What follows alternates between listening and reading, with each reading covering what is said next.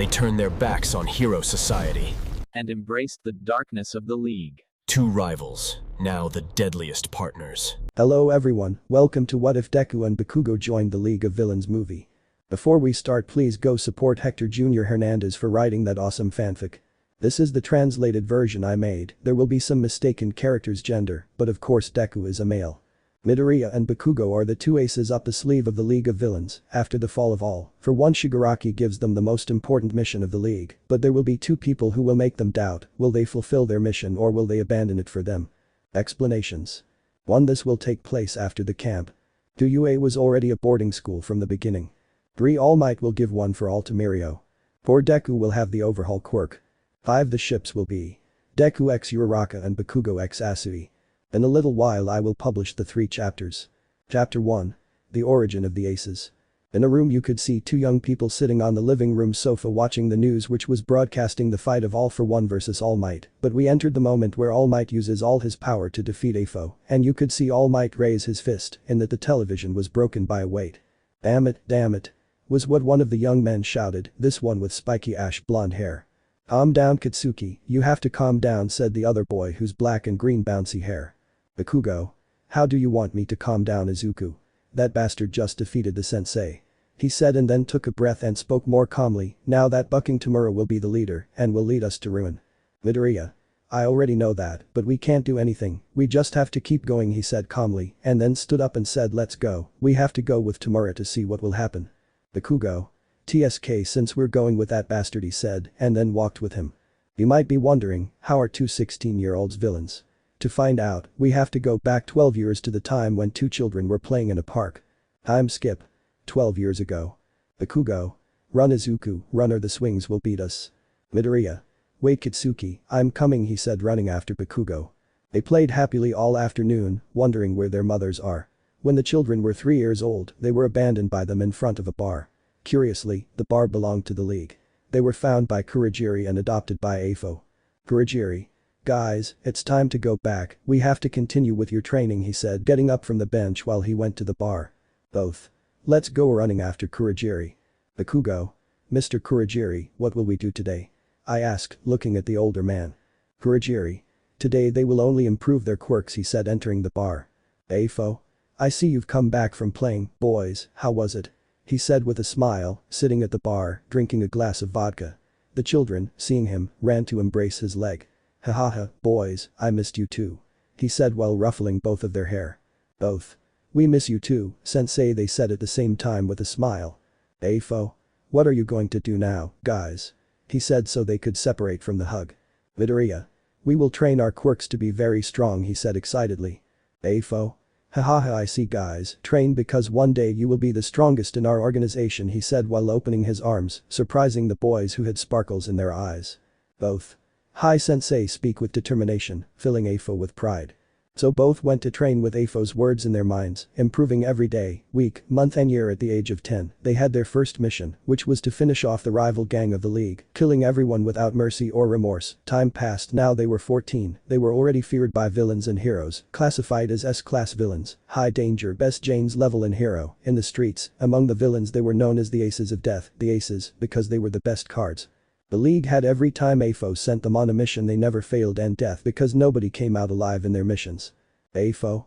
Well done guys, I'm proud of you, you're only 14 years old and you're already classified as S-class villains, he said through the television while smiling at seeing his boys grow so fast. As compensation you have a week off, don't waste it, he said and then turned off the television. Bakugo.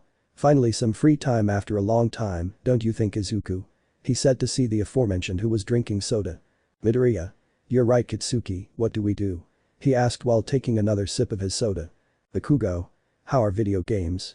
We haven't played them for a long time. He said to receive a yes from Midoriya, but before leaving, they were interrupted by Tamura. Tamura. Where do you think you're going, you two idiots? He said annoyed. He felt jealous of them because they received more attention from Afo. Bakugo. What did you say, page hands? He said angrily while making explosions with his hands. Tamura.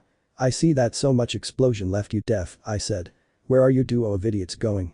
He said to irritate Bakugo more, who was going to launch an explosion but was stopped by a series of spikes that formed a barrier between them. They turned around and saw Midoriya without a glove. Bakugo. Why the hell are you teaching Izuku? He said angrily looking at the aforementioned. Didn't you hear what he said? Midoriya.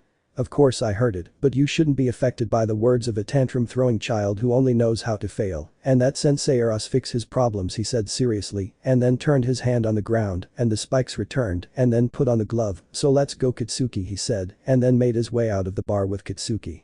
Tamura. Damn, Midoriya was what he said when he saw him leave. Kurogiri. Midoriya is right, he said, making Tamura angry. You have to take your job as the next leader more seriously, because they are the sensei won't always be there to clean up your mess. Tamura. You're on his side, Kurogiri, he said angrily. Kurogiri. I'm not on either side, but Midoriya has a good point. You always fail, you can't do anything alone, he said seriously, making Tamura leave the bar angrily. Will never change, but you guys, I'm proud of your progress, keep it up, he said, and then finished cleaning the bar and leaving. As for the boys, they spent the whole day playing video games, eating and watching movies, which they hadn't done in years. Because of all their missions, it could be said that they were acting like teenagers for the first time. They spent a while like that until Midoriya asked a question. Midoriya. Hey Kitsuki, what do you think will happen in the future?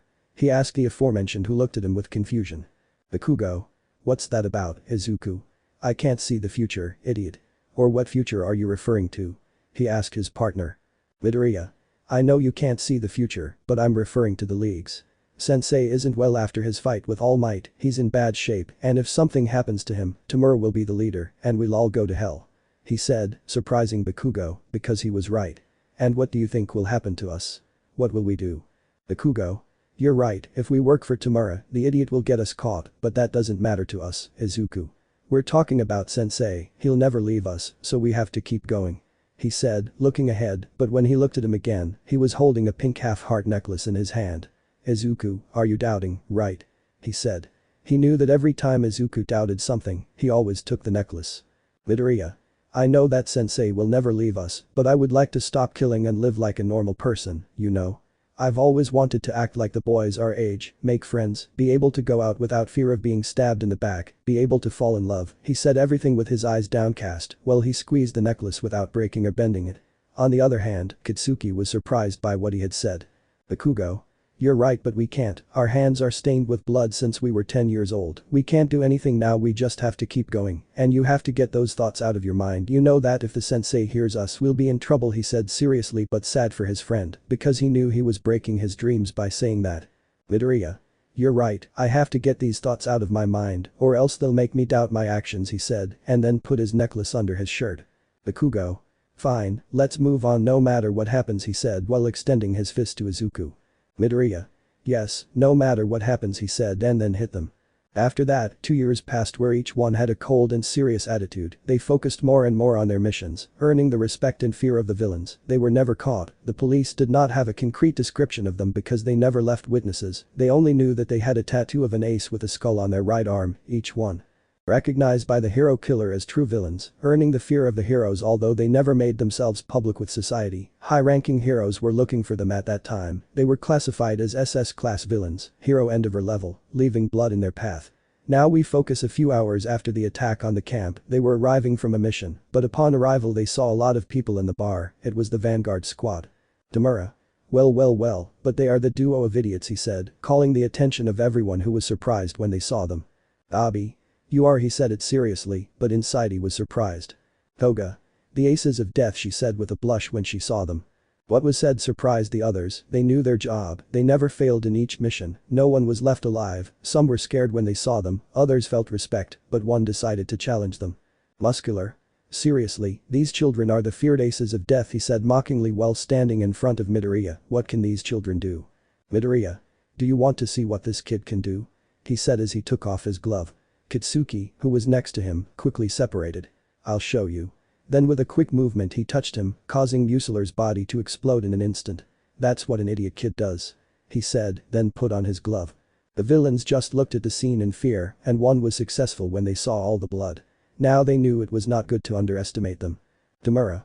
What's wrong with you, idiot? Why did you kill him? He was the strongest in the Vanguard. He said angrily while scratching his neck. Bring him back right now. Midoriya. I won't do it, he deserved it. It's never good to underestimate others, he said seriously, and then looked at the television. Or am I wrong, sensei? What he said surprised everyone. Afo.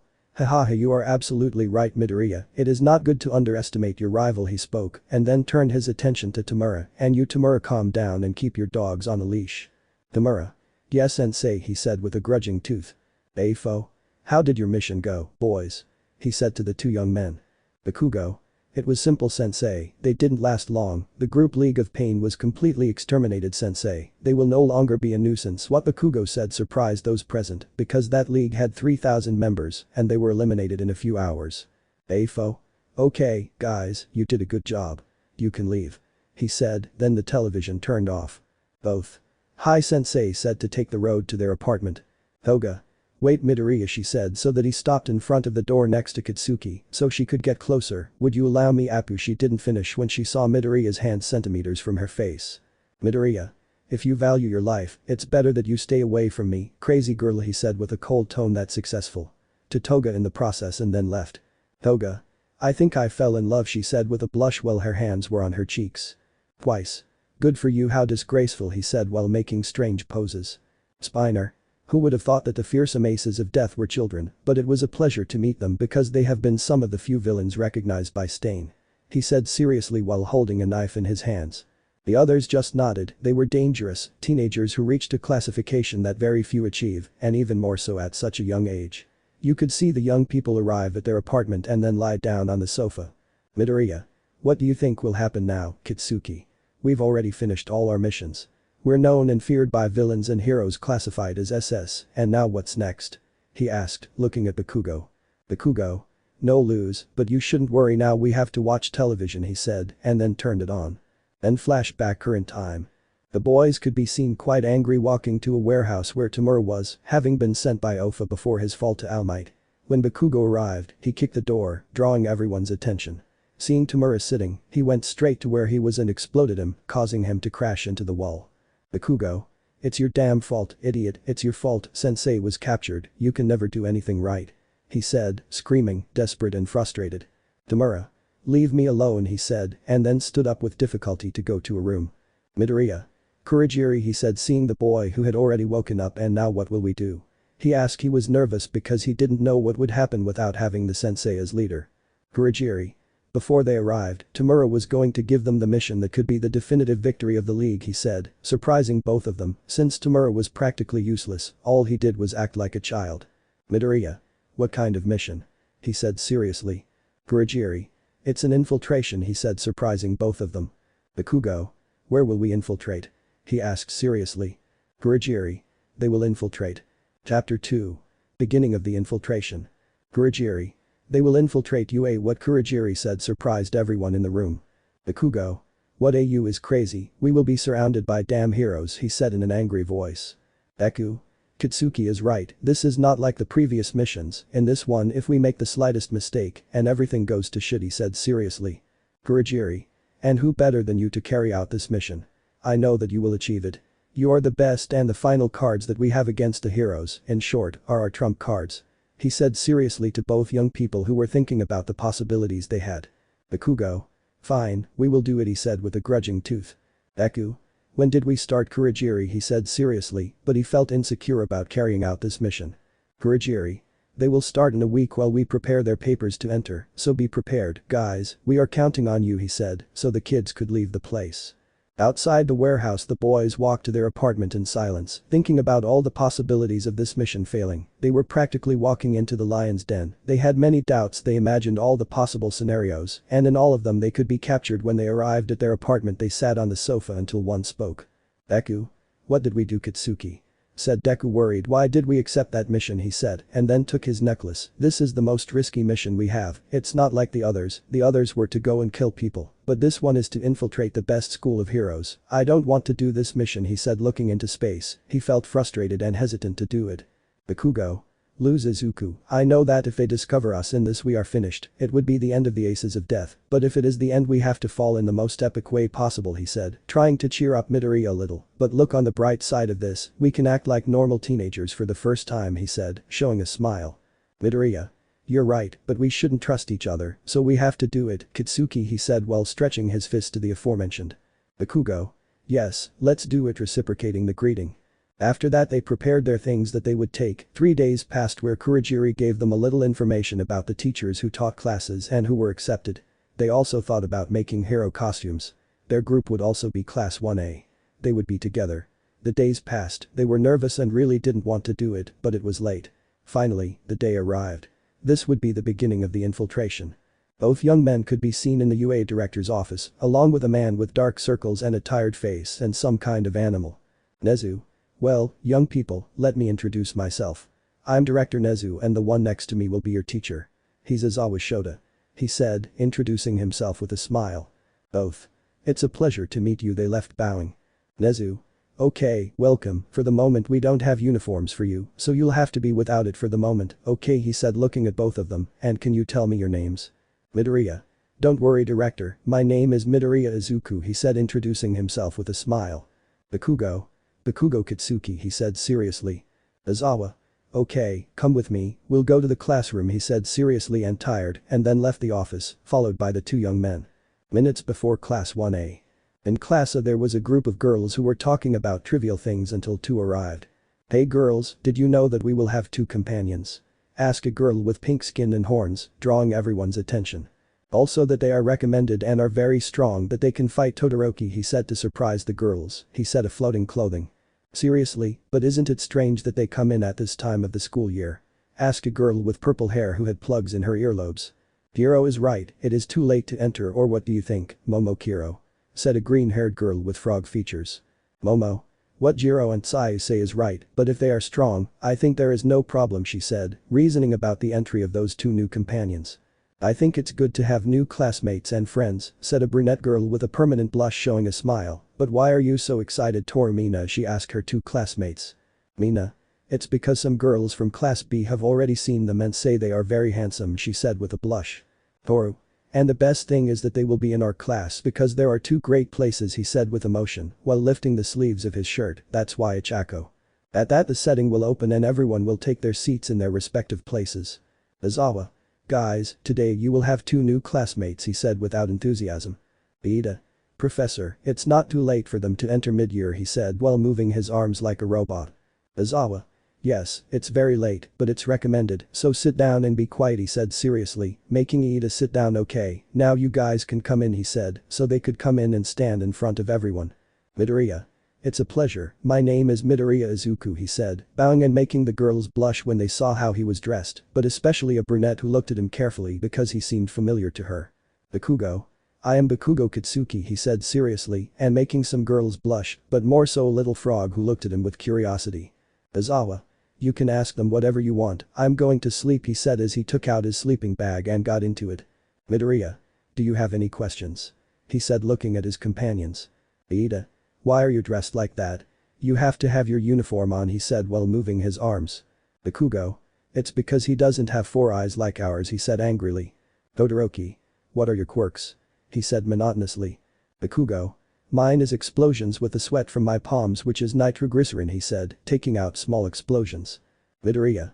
Mine is overhaul, it allows me to assemble and disassemble. I can also mold objects as I want, he said, while taking off his glove and touching the desk, making it a shen, and then putting his hand on the shen and turning it, making it assemble again. This surprised everyone, they had strong quirks. Mina. A question, she said while calling both of their attention. You have a girlfriend? Both. No, they said, bringing a smile to this. And so they were answering questions from each of their classmates until the bell rang, indicating it was time for lunch, where almost everyone left, but when Midoriya and Bakugo were heading for the exit, they were stopped by someone. Uraraka. Me Midoriya, do I happen to know you from somewhere? She asked nervously and blushing while playing with her fingers, because it was true that he seemed familiar to her from somewhere. Midoriya. You are Uraraka, right, he said seeing her nod. I really don't know, maybe you confuse me with someone else, I'm sorry, he said, while clenching his fists, being noticed by Bakugo, who was getting an idea of who it was, but it's a pleasure to meet you. Uraraka. Oh, I'm sorry, maybe you're right, I apologize, she said, bowing and welcome to UA, goodbye, she said, and then left the classroom leaving the 2 boys. Bakugo. Tell me, Izuku, was she really, he said seeing his friend who just took out his pink half-heart necklace and put it on his heart. She is the girl who made you doubt our path, right? Midoriya. Yes, it was her, he said trying not to shed tears upon seeing her again. She is the girl who won my heart when I was a child, but I never realized it. Bakugo. You don't want him to find out what you're like now, right? He said, looking at his partner. Midoriya. You're right, I think he wouldn't like to see how much I've changed. I stopped being the sweet boy she knew, now I've become a murderer, a monster, he said as a tear escaped him and he tightened his necklace. Chapter 3. Beautiful Memories. Bakugo. So she was the girl you always told me about when we were kids? He asked his friend interested. Deku? Yes, it was her, he said with a small smile, now she is more beautiful than before, he said with a blush. Bakugo. Hahaha, who would have said that you found your pink princess izuku and it seems that you fell in love with her again, he said and then hit him on the back. Dekai. Enough Katsuki, you know it will never happen, we have different paths, it is an impossible love, at one point we will be enemies, he said sadly but seriously at the same time. Bakugo. Sai, you're right Izuku, apart from that we have a mission to accomplish and we can't fail, were the last words they said before heading to the dining room. Midoriya was lost in his thoughts, but they were always interrupted by seeing an image of a brunette in his mind. He thought about her beautiful chocolate eyes. At that moment, she spoke nervously and blushed with him. He found her very adorable and tender when she played with her fingers. Not because he is perverted, but he had to admit that she had a well-formed body. But at that moment, he remembered when they first met. Flashback. In a park, a 6-year-old brunette girl could be seen crying on the ground with a broken figure of number 13 and 3 children in front of her.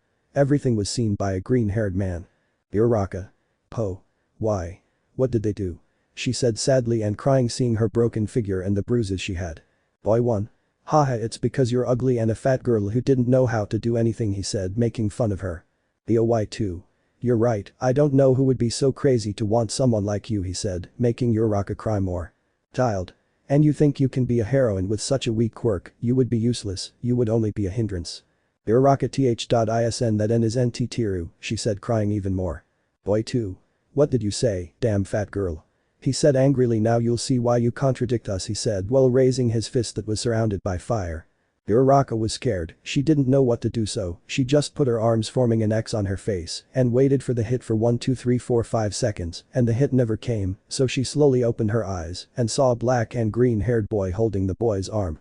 How dare you hit such a pretty girl, you damn idiot, he said seriously while releasing a bit of killer instinct that scared the children and made Uraraka blush. Boy 3. And who are you to interfere in what does not concern you? He said angrily looking at the green-haired boy. I am the one who will protect this beautiful girl from idiots like you, he said and then hit boy 1 in the face. Boy 2. So now we'll see, he said and then ran towards the green-haired boy who just stood there.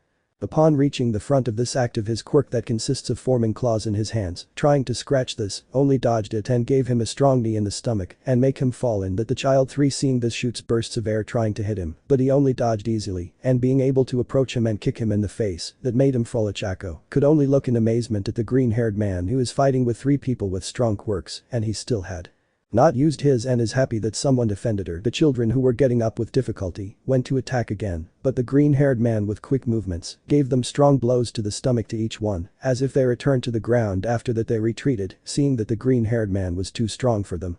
Boy 1. This won't stay like this, you'll see, damn it, he said and then left with the others. Hey, are you okay? He said when he saw the brunette still on the ground. Let me help you, he said, extending his hand and smiling warmly, making Uraraka blush and then accepting the hand. Uraraka. Because. You. Did. It, she said with her eyes down and her hair covering her eyes. They. Are. Right, she said while squeezing her sweater with her hands. Reason? That they were right, he said looking at her and then being surprised when she raised her face and saw her crying. For some reason he felt his heart break. Uraraka. Yes, they said that I was ugly and fat and that I would never be a heroine because my quirk is devil, she said while more tears ran down her eyes and she looked back at the floor, but at that moment she felt a hand on her cheek making her look up. And that doesn't matter, you're not ugly, you're the prettiest girl I've ever seen and you're not fat either. And if it were so, then physical appearance doesn't matter, what matters are people's feelings, he said, showing the best smile he had that made Chako blush like a ripe tomato. Besides, I don't know your name, he said with a smile. Uraraka, my name is Uraraka Chako, she said, showing a smile. And what is yours? Midoriya. What a nice name you have, well mine is Midoriya Izuku, he also said with a smile. Well Uraraka, do you want to play with me? Uraraka. I would like it very much, but she didn't say anything else and just saw her broken figure. Midoriya. Oh don't worry, I can fix it, he said while taking off his glove and turning his hand to see that the figure was already joined. See, it's done, it doesn't have anything left, he said while putting on the glove and giving him his toy. Uraraka. Wow, that's your quirk, what's it called, she said excitedly while grabbing her doll. Midoriya. Well, my quirk is called Overhaul. It consists of assembling and disassembling objects with my hand, and now I train to be able to mold the objects, or to be able to heal myself with it, he said, well he had sparkles in his eyes. And what is yours? Uraraka. You have a strong quirk. Well, mine is called Zero Gravity. It consists of removing gravity from objects just by touching my finger pad, she said, pointing to her hands. Midoriya. Wow, is a quirk for rescue. You can also learn a martial art to be a great heroine, he said happily. Uraraka. Do you really think I can be a heroine? She said, hoping he wasn't lying to her. Midoriya. Of course you can be, now let's play, he said to grab Uraraka's hand to go to the games. After that they became great friends. 5 months passed and they always played, they told each other everything they did, they were best friends, but Midoriya didn't see her that way. He loved her not as a friend, but as something more, but he never knew what that feeling was, but like all good things it always has to end. Uraraka. I have to move, Midoriya. Those words made his heart clench, causing a tear to escape. Midoriya. But why are you leaving? He said, still holding back the tears of his friend and secret love. Leaving. Uraraka. My parents got a job offer and I have to go, she said with small tears in her eyes. Midoriya. I see. I see was what he said and then lowered his head, but he felt how they grabbed his cheek and he felt something warm in the other. When he realized, he saw that Uraraka gave him a kiss. Uraraka. That was for all the moments we had together and I want to give this to you, she said, before taking out a heart necklace that was green on one side and pink on the other. The pink one is for you so you never forget me and we can be together wherever you are, she said as she put it in her hand. And the green one is for me so you're always with me and give me strength to keep going. Well, I think this is goodbye, she said as she turned around while tears were coming out. After saying that, Midoriya gathered his courage, took her by the arm and turned her around to give her a kiss near the corner of her lips. Midoriya. That's my goodbye, I hope we meet again, he said, and then the two went in opposite directions while they held hands where the other kissed him. All this was seen by Bakugo, who had his mouth open. Bakugo. I think you should have kissed her on the lips, idiot, he said with a mocking smile. Midoriya. Shut up, Katsuki, wait a moment, you saw everything, he said with shame. Bakugo. Yes, I saw everything, that's why I told you to kiss her on the lips, but well, let's go. Midoriya. Okay, let's go, he said pouting at Bakugo's teasing. End of flashback.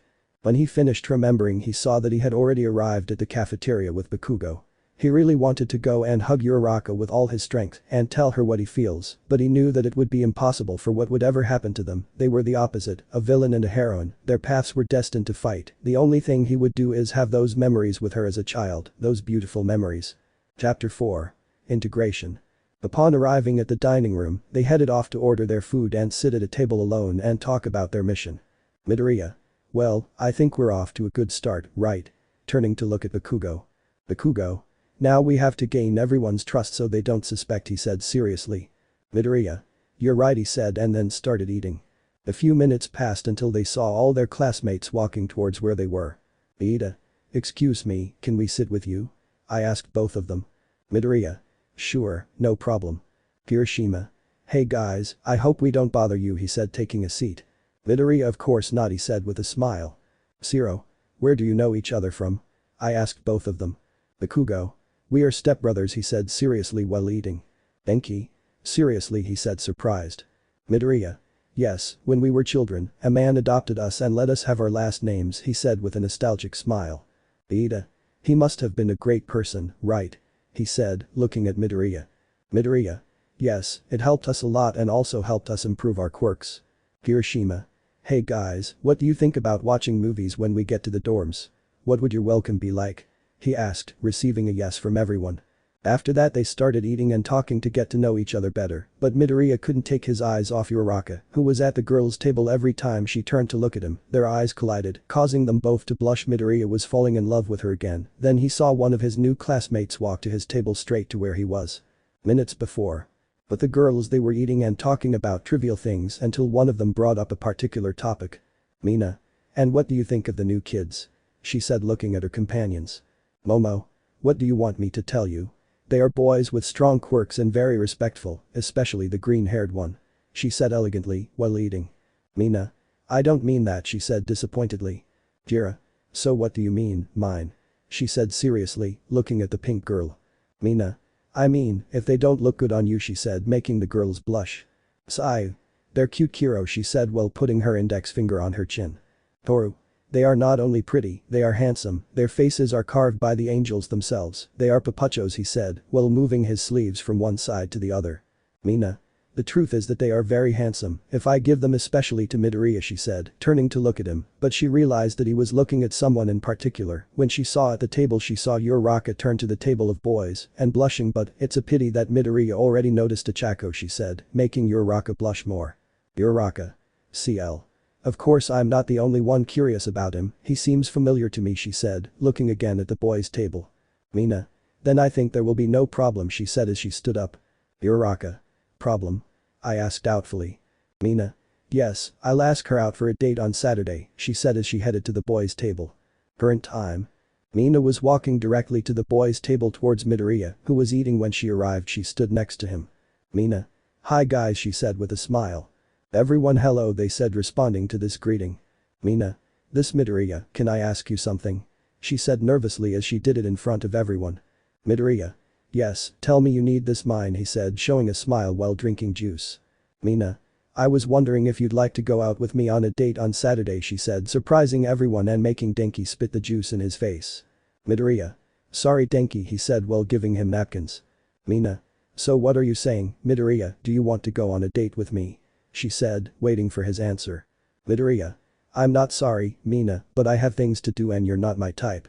I'm really sorry. He said, embarrassed surprising everyone except Bakugo. Mina. Oh don't worry she said a little sadly as she left. Mineta. What did you do Midoriya? Did you waste Mina's curves? He said, exalted by his partner's stupidity. Midoriya. And I don't care he said, surprising everyone I'm not interested in the physical aspect, besides he's not my type. Kirishima so what's your type? I asked. Midoriya. Well, I like chestnuts that are tender, but at the same time are determined to achieve their goal, and also have a cheerful attitude he said with a smile and a small blush, surprising everyone at the table. Sato. Is it my imagination or did he just describe Uraraka? He said, drawing everyone's attention. Aoyama. You're right, she described it perfectly said the UA diva making strange movements with her hands. Midoriya. Seriously he said surprised and blushed. Shoji. Yes, Midoriya, you described her as if you knew her very well he said, surprising Midoriya and Bakugo, who realized that perhaps they were expressing themselves too much. Bakugo. Maybe it's a coincidence and besides, who the hell is Uraraka? I pretend I don't know her. Iida is the girl with brown hair and a permanent blush on her face she said to her partner while moving her hands. Midoriya. Well I don't know but he didn't finish speaking because he received a blow to the head. Ooh I see here two new idiots from class A he said while mocking arrogantly. Kirishima. What the hell do you want here, Monoma? Monoma. I just wanted to see the new idiots from class A he said, making Bakugo angry, who was going to get up but was stopped by Midoriya, who, upon seeing him, was surprised to see him angry. Bakugo. Izuku he said scared seeing his expression shit he's already angry was what he thought and then said all of you get back quickly. He said and then stepped back a little and making his classmates move away and calling everyone's attention. Monoma. Ooh I see you want to fight idiot he said while touching Kirishima and Bakugo. Minutes before girls. Momo. And how did it go, Mina? He asked when he saw her arrive. Mina. He told me no and that I wasn't his type she said disappointedly. Jiro. Ooh oh, sorry, mine, but don't worry, maybe you'll find someone else he said, trying to cheer her up. Mina. But I heard what kind of girl he likes she said with a smile. Toru. So tell it how you like it she said excitedly and anxiously. Mina. Or rather, he described someone specific she said, capturing everyone's attention. Sai. What do you mean, someone in particular? I asked, not understanding. Mina. Yes, she described Ochako perfectly she said surprising everyone to turn to look at Ochako she said it as if she had known you for a long time. Uraraka.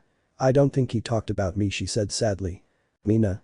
I'll tell you but she doesn't finish when she hears Bakugo scream. Bakugo. Everyone move away quickly. Was what they heard and then saw Midoriya standing with his eyes downcast. Current time. Everyone had moved away a little, the girls from class A joined the boys, some of the green-haired boys' class saw him worried and Bakugo was scared. Monoma. I will defeat you and prove that class A is just a bunch of conceited idiots he said while making explosions. Bakugo. But what the hell does he have a quirk like mine? He said surprised. Iida. No, he copied it he said, making Bakugo angry. Bakugo. Hey Izuku he said to get his attention don't lose, finish off that idiot. Midoriya. "Of course I will," he said, and then turned to see Monoma, while rolling up his shirt sleeves. "Well, I didn't want to be this, but you asked for it," he said, putting on a boxing pose, "so why don't you start yours?" After saying that, Monoma ran towards Midoriya and then threw an explosion at him that he only deflected to hit him in the face. Once disoriented, he hit him in the stomach, making him fall. Monoma, as he could, activated Kirishima's hardening to hit Deku in the arm because he blocked it. That started a fight of exchanging blows. Everyone looked amazed at this and more of the class. Midoriya was very good in hand-to-hand fighting and had a lot of resistance. After a while, Monoma walked away. "Monoma. What's wrong, you think you're so much you don't use your quirk?" he said tiredly, and you could notice that his hardening was coming to an end. Midoriya. "Maybe yes, maybe no, you don't want to try," he said with a psychopathic smile. At that, Monoma launches himself again, but when he was going to throw the blow, he removed the hardening and gave him an explosion in the chest, making his shirt tear a little in the chest, making the necklace fly out and fall at the feet of Uraraka, who, when seeing it, a few tears escaped from her. Returning to the fight, Deku touched his chest, making his glove get stained with blood. "Midoriya. Shit," he said when he saw the blood, but he realized something: the necklace. He looked for it and saw that Uraraka had it in her hand. "Shit, no, why?" he thought when he saw her. "Monoma. What's wrong with you? You can't fight anymore," he said when he saw him with his head down and one hand on his chest and the other forming a fist. "Bakugo. That guy is worth shit," he said seriously, making one ask him. "Sai. Why do you say that, Bakugo Kiro?" she said, looking at him, who blushed a little when he turned around. "Bakugo. It's because Izuku hasn't fought seriously yet, and besides, he messed with something precious to him," he said while looking ahead. "Shit, she's very pretty," he thought with a small blush. "Ida. Something precious?" he asked, intrigued. "Bakugo. Yes, but better watch," he said seriously and making them watch the fight. "Monoma. Hahaha, you are very weak, you can't do anything," he said arrogantly. "Midoriya. You mean it," he said while taking off a glove. "I didn't want to do it, but you made me." When he said it, he released a bit of killer instinct that he only felt when he was scared, but he started to run, and then he was hit by a blow to the face, making him fall half broken. Walking up to where he was lying, he was going to touch his face, but he was stopped by a scream. "Uraraka. Midoriya," she shouted, making him turn to look at her and saw that she was crying. "Stop please," she said with tears. "Midoriya. It's okay, Uraraka," he said, putting on his glove. "You're saved, idiot," he said, and then walked towards his teammates. "Bakugo. Well done, Izuku," he said, showing a smile. "Come on, let's get you cured." "Midoriya. Okay, let's go, Katsuki," he said as they left. Kirishima. Wow, that Midoriya knows how to fight, and he finishes him off just using his fists. "I wonder if he wanted to teach me how to fight like him," he said while talking to the boys. Mina. "Hey Ichako, what is that in your hands?" I asked, looking at Uraraka, who kept her eyes on the necklace. Uraraka. "It's Midoriya's necklace," she said while taking off her green half-heart-shaped necklace and then joining them together. "It's him, it's really him," she said happily, but with tears in her eyes. "Momo. What are you talking about, Uraraka?" she said looking at her friend. "Uraraka. He was the boy I told you about, the one who saved me and is my secret love." What she said surprised everyone, and then she hugged her. Meanwhile, in the hallways were Bakugo and Midoriya walking to the infirmary. "Bakugo. You almost screwed up, Izuku. If your girlfriend hadn't screamed, you would have killed that idiot and we would be in trouble," he said angrily. Midoriya. "First of all, she's not my girlfriend, and second, that idiot asked for it," he said seriously. Bakugo. "You were going to kill him just because he broke your necklace," he said seriously looking at Midoriya. Midoriya. "You know what that necklace means to me." "Wait, Uraraka has my necklace," he said, surprising Bakugo. Bakugo. "Tell me it's not true," he said to see Midoriya nod. "Jahahaja, now I'm really bucking hard on you, Jahaja. He didn't want to separate from you anymore," he said mockingly to hit him on the back. Midoriya. "Wait, idiot, that's the problem. She could find out who we really are." Bakugo. "Don't worry, I'll take care of that. Hey, look, we're here," he said as they entered. After a few minutes they returned to the classroom. Only Deku had bandages on his chest and a new shirt. Upon entering, they were greeted by an angry Izawa, but he didn't punish him because he thought Monoma deserved it. Classes passed quickly. Uraraka still had Midoriya's necklace in her hand and decided that she would face him in the dorms. Already in the dorms, Midoriya and Bakugo were told where their rooms were and where everything was. When they finished, they went to their rooms and finished tidying them up to go to the common room to watch a movie with the boys. They had to admit it was fun, but then someone came to the common room. Uraraka. "Midoriya, we can talk," she said seriously, making everyone do a uuhhh. Already Deku a shiver on her back. Midoriya. "Yes, there's no problem," he said to follow her to the dining room that was empty. Uraraka. "I want you to tell me the truth," she said seriously with a frown. "We know each other," she said, while taking out her necklace and his. Midoriya. This is it. Chapter 5. A touching reunion training for the license and the other aces. Midoriya. This me, he said nervously. Uraraka. Tell me Midoriya, you and I know each other, she said seriously as she approached him. Midoriya. Yes, we know each other, he said nervously. Uraraka. And why did you lie to me and tell me that we didn't know each other when I asked you? She said seriously, but her voice sounded sad. Midoriya. Because I didn't want you to have a bad impression of me, he said also seriously and his voice sad. Uraraka. I would never have a bad impression of myself, hero, she said in a low and blushing voice, being heard by Midoriya. Midoriya. That's serious, he said surprised and blushed. Uraraka. Did you hear me? He said blushing like a tomato. Midoriya. Yes, I heard you, but I want you to say it again, he said blushing. Uraraka. Okay, look at the time, I'm leaving now, bye, she said nervously as she got up quickly. Midoriya. Oh no, you're not leaving this time, he said in his mind as he stood up. As soon as he got up he took Uraraka's arm and turned her around so they were face to face as they looked into each other's eyes. Midoriya saw the beautiful chocolate eyes that he missed so much, and Uraraka saw the emerald eyes that she loved so much as they slowly got closer, while they felt each other's breathing. They were getting closer and closer, they could already feel each other's lips, but they were interrupted by a person, causing them to separate quickly and with a big blush on their faces. Mina. What are you guys doing? She said with a mischievous look and voice. Midoriya. Nah. Nothing. I better go. I'm going, he said to just give Uraraka a hug and ran to his room. Uraraka. If only you had arrived about 5 minutes later, mine was what she thought sadly. I better go. Mina. I think I messed up, she said seeing Uraraka sadly walking to her room. Meanwhile in Midoriya's room he was lying with a pillow on his face. Midoriya. But what was I going to do? I can't fall in love with her. I don't want her to know the truth and hate me.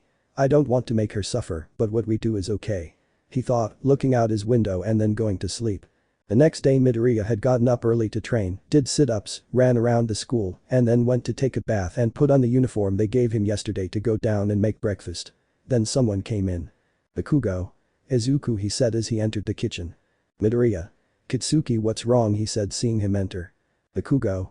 Kurogiri called me, he said seriously surprising Midoriya. Midoriya. What happened to Kurogiri? He asked seriously. Bakugo, he said the others would come. Midoriya. Are they, he said without believing it. Bakugo. Yes, the aces of destruction are here, he said, surprising Midoriya. Midoriya. And no poo. Can be, he said incredulously. Bakugo. Do you know what no means? I asked him seriously. Midoriya. The four of us will be together for the first time was the last thing he said when he heard the voices of his companions. Ida. Good morning guys, he said entering the kitchen. I see you already made breakfast. No Midoriya, he said seeing a bowl that had ramen. Midoriya. Yes, if you want, feel free to serve yourself, he said with a smile as he went to the table. After that, everyone started eating. Midoriya and Bakugo were nervous about the meeting they would have. The four of them would be together for the first time. The 4 cards. This was noticed by Uraraka, who was looking at Midoriya. When they finished, everyone went to the classroom to class. Aizawa. Okay guys, today we will have a special activity, but first Midoriya and Bakugo, he said getting both of their attention. You don't know, but in a few weeks we will have the exam for the provisional license, that's why this activity is to do special movements. After saying that, everyone got excited and then went for their hero costumes. Deku's costume is the one from the 2nd season, but without the gloves, and Bakugo's is the same, but with long sleeves and without prototypes. After a while everyone started training like Iida his speed, Todoroki his 2 sides, Uraraka making himself float and practicing martial arts, Momo in creating 2 objects at the same time, but we sat down on Bakugo and Midoriya, who were making devastating attacks like Bakugo, making huge explosions that blew a cement pillar into pieces, and Midoriya training martial arts and creating walls, also almost deadly attacks, also to modify the structures. When they finished, everyone went to the locker room to take off their hero suits, but before they finished, someone caught everyone's attention. Mineta. Hey guys, look what I discovered, he said, removing an advertisement and revealing a hole in the wall. Enki. Hey Mineta, don't tell me that, he said but was interrupted by Mineta. Mineta. Yes, on the other side are the girls' locker rooms, he said with a perverted face. Iida. Mineta, that's against the rules, but he didn't finish because Mineta spoke again. Mineta. I don't care, I'll be able to see Yaoi Rosu's Yaoi Oripace, Mina's curves, Seiya's unexpected breasts, Hagakure's rubbing panties, she said as she approached the hole and Urara's Urara body, but she didn't finish as she felt a murderous urge throughout the dressing room. Midoriya. Mineta, he said in a gloomy voice. What did you say? He said while taking off his glove and slowly forming spikes towards Mineta. Mineta. Yaoi Rosu's yaoi orapace, he said so the peaks could advance. Mina's curves, the peaks cornered him in the corner. Seiya's unexpected breasts were getting dangerously close to him. Hagakure's rubbing panties, he said, so he only had them 10 centimeters away from him and Yura's Urara body, but he fell when he felt one of the peaks so close to touching him, but they were stopped when he heard someone on the other side. Uraraka. Midoriya. Shouted from the other side. Leave it, thanks for defending us, said from the other side, making Midoriya return everything to normal. Midoriya. You're saved this time, he said to stand and leave with Bakugo, who was the only one who didn't affect Midoriya's murderous instinct. In the locker room you could see everyone scared and Mineta fainted around a puddle of water. Midoriya. He didn't tell you why, Benrin, he said as they walked in the courtyard. Bakugo. He said because we will need all the elite of the league to win, he said seriously. And what was that, Izuku, he said looking at him with a mocking smile. Midoriya. What was what? He asked confused. Bakugo. Don't act like an idiot, that scene where you were defending the integrity of your princess Uraraka, he said mockingly. Midoriya. Shut up, Katsuki, I don't know what happened, I reacted on instinct, but it doesn't matter, we have to get to the dorms. Already in the dorms, each one went to their room to change and go down to the common room to have lunch with their classmates.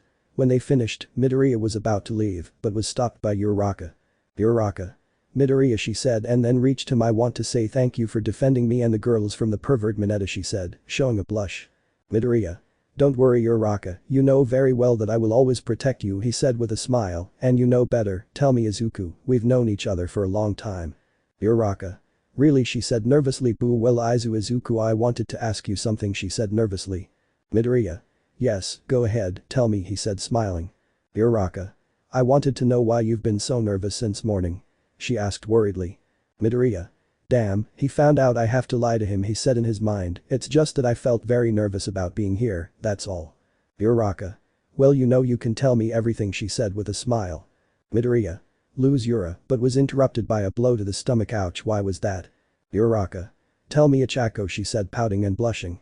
Midoriya Jahaja. Well, Ichako, I know I can trust you, he said with a smile, but I can't tell you everything or you'll be in danger, he thought when he saw her smile. Uraraka. Well, I'm going with the girls, Izuku, bye, she said, giving him a kiss on the cheek and running away in embarrassment. Midoriya. Wow, it brings back old memories, he said as he saw her leave, and he walked to his room. Elsewhere, Kurogiri could be seen burning a minibar in the cellar where they were, but then there was a knock on the door. Kurogiri.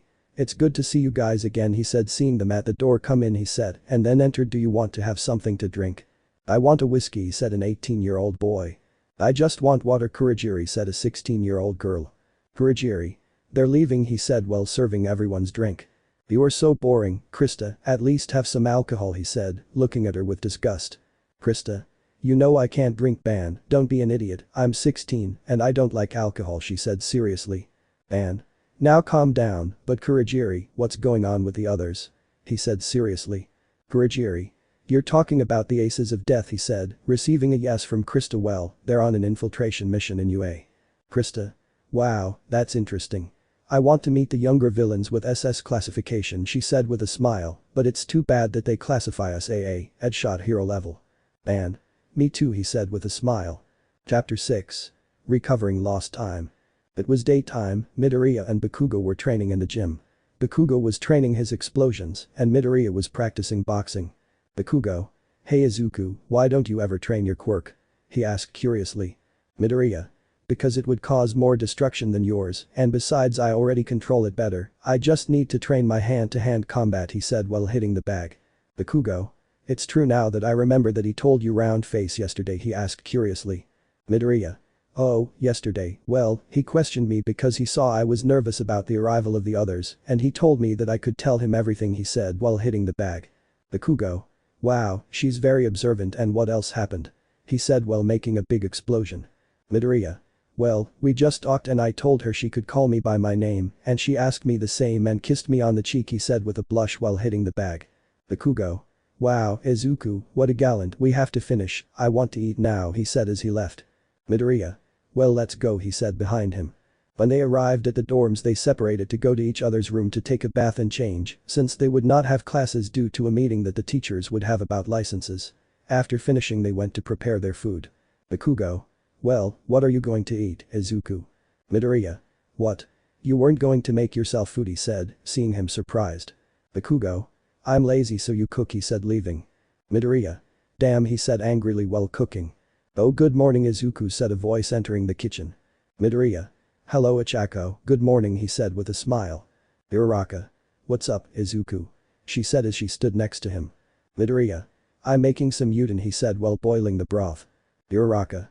If you want, I'll help you, she said as she grabbed the knife and cut the vegetables. Midoriya. Thanks for helping me, he said with a smile. Uraraka. It's nothing, Izuku, he said with a smile. At Izuku, I was wondering if you'd like to go out with me like old times, he said blushing. Midoriya. I would really like to spend time with you, Ochako. Uraraka. Yes. She said to hug him. Then you stop at 2 o'clock, she asked, still hugging him. Midoriya. Of course at 2 o'clock, he said while kissing her forehead. Then we have to finish. Uraraka. Yes, she said blushing to finish cutting. After finishing cooking, they went to eat with Bakugo where they talked about trivial things so that Uraraka could finish later. Uraraka. Well, I'm done, I'm going to get ready for our date, Izuku, she said as she stood up and picked up her plate. I'm going, bye, she said, giving Midoriya a kiss and waving goodbye to Bakugo. Bakugo. So you have a date, huh, Izuku? Midoriya. This one is at 2 in the afternoon, he said blushing. Bakugo. Be careful that he doesn't discover you, okay, he said seriously. Midoriya. Don't worry about that, he said getting up. Oh, and you wash, he said, and then went to his room. Bakugo. Haha damn, he said, and then went to wash. After that he went to get ready for his date with Uraraka. He was nervous, but he relaxed. He would spend time with his old friend and forbidden love. So with great enthusiasm he finished and went down to the common area to wait for Uraraka. Kirishima. Oh Midoriya, where are you so dressed up? He asked as he entered the room. Midoriya. Ah hello Kirishima, today I'm going out with Ochako, he said surprising Kirishima. Kirishima. Are you two boyfriends?